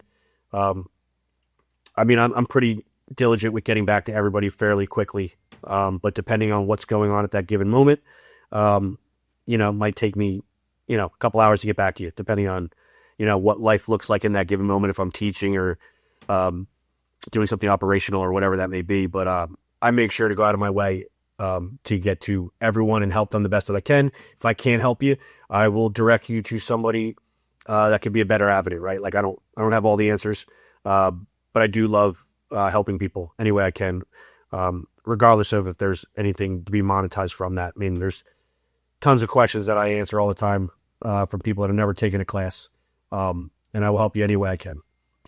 Love to see you in a class too, but it's irrelevant. If you got questions, head over to Instagram, send me a DM, and there's, like I said, a lot of resources and spider webs off that platform where you guys can find a lot of the stuff that we're doing at AHT.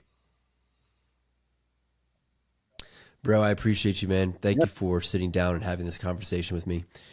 If this episode brought value to you, the listener, share it with someone who you think needs it, who needs to hear it. If you want more conversations like this, subscribe and stay connected. And if something in this episode has sharpened you or challenged you, feel free to leave a comment. We'll definitely ensure that we engage with that. This isn't about numbers, obviously.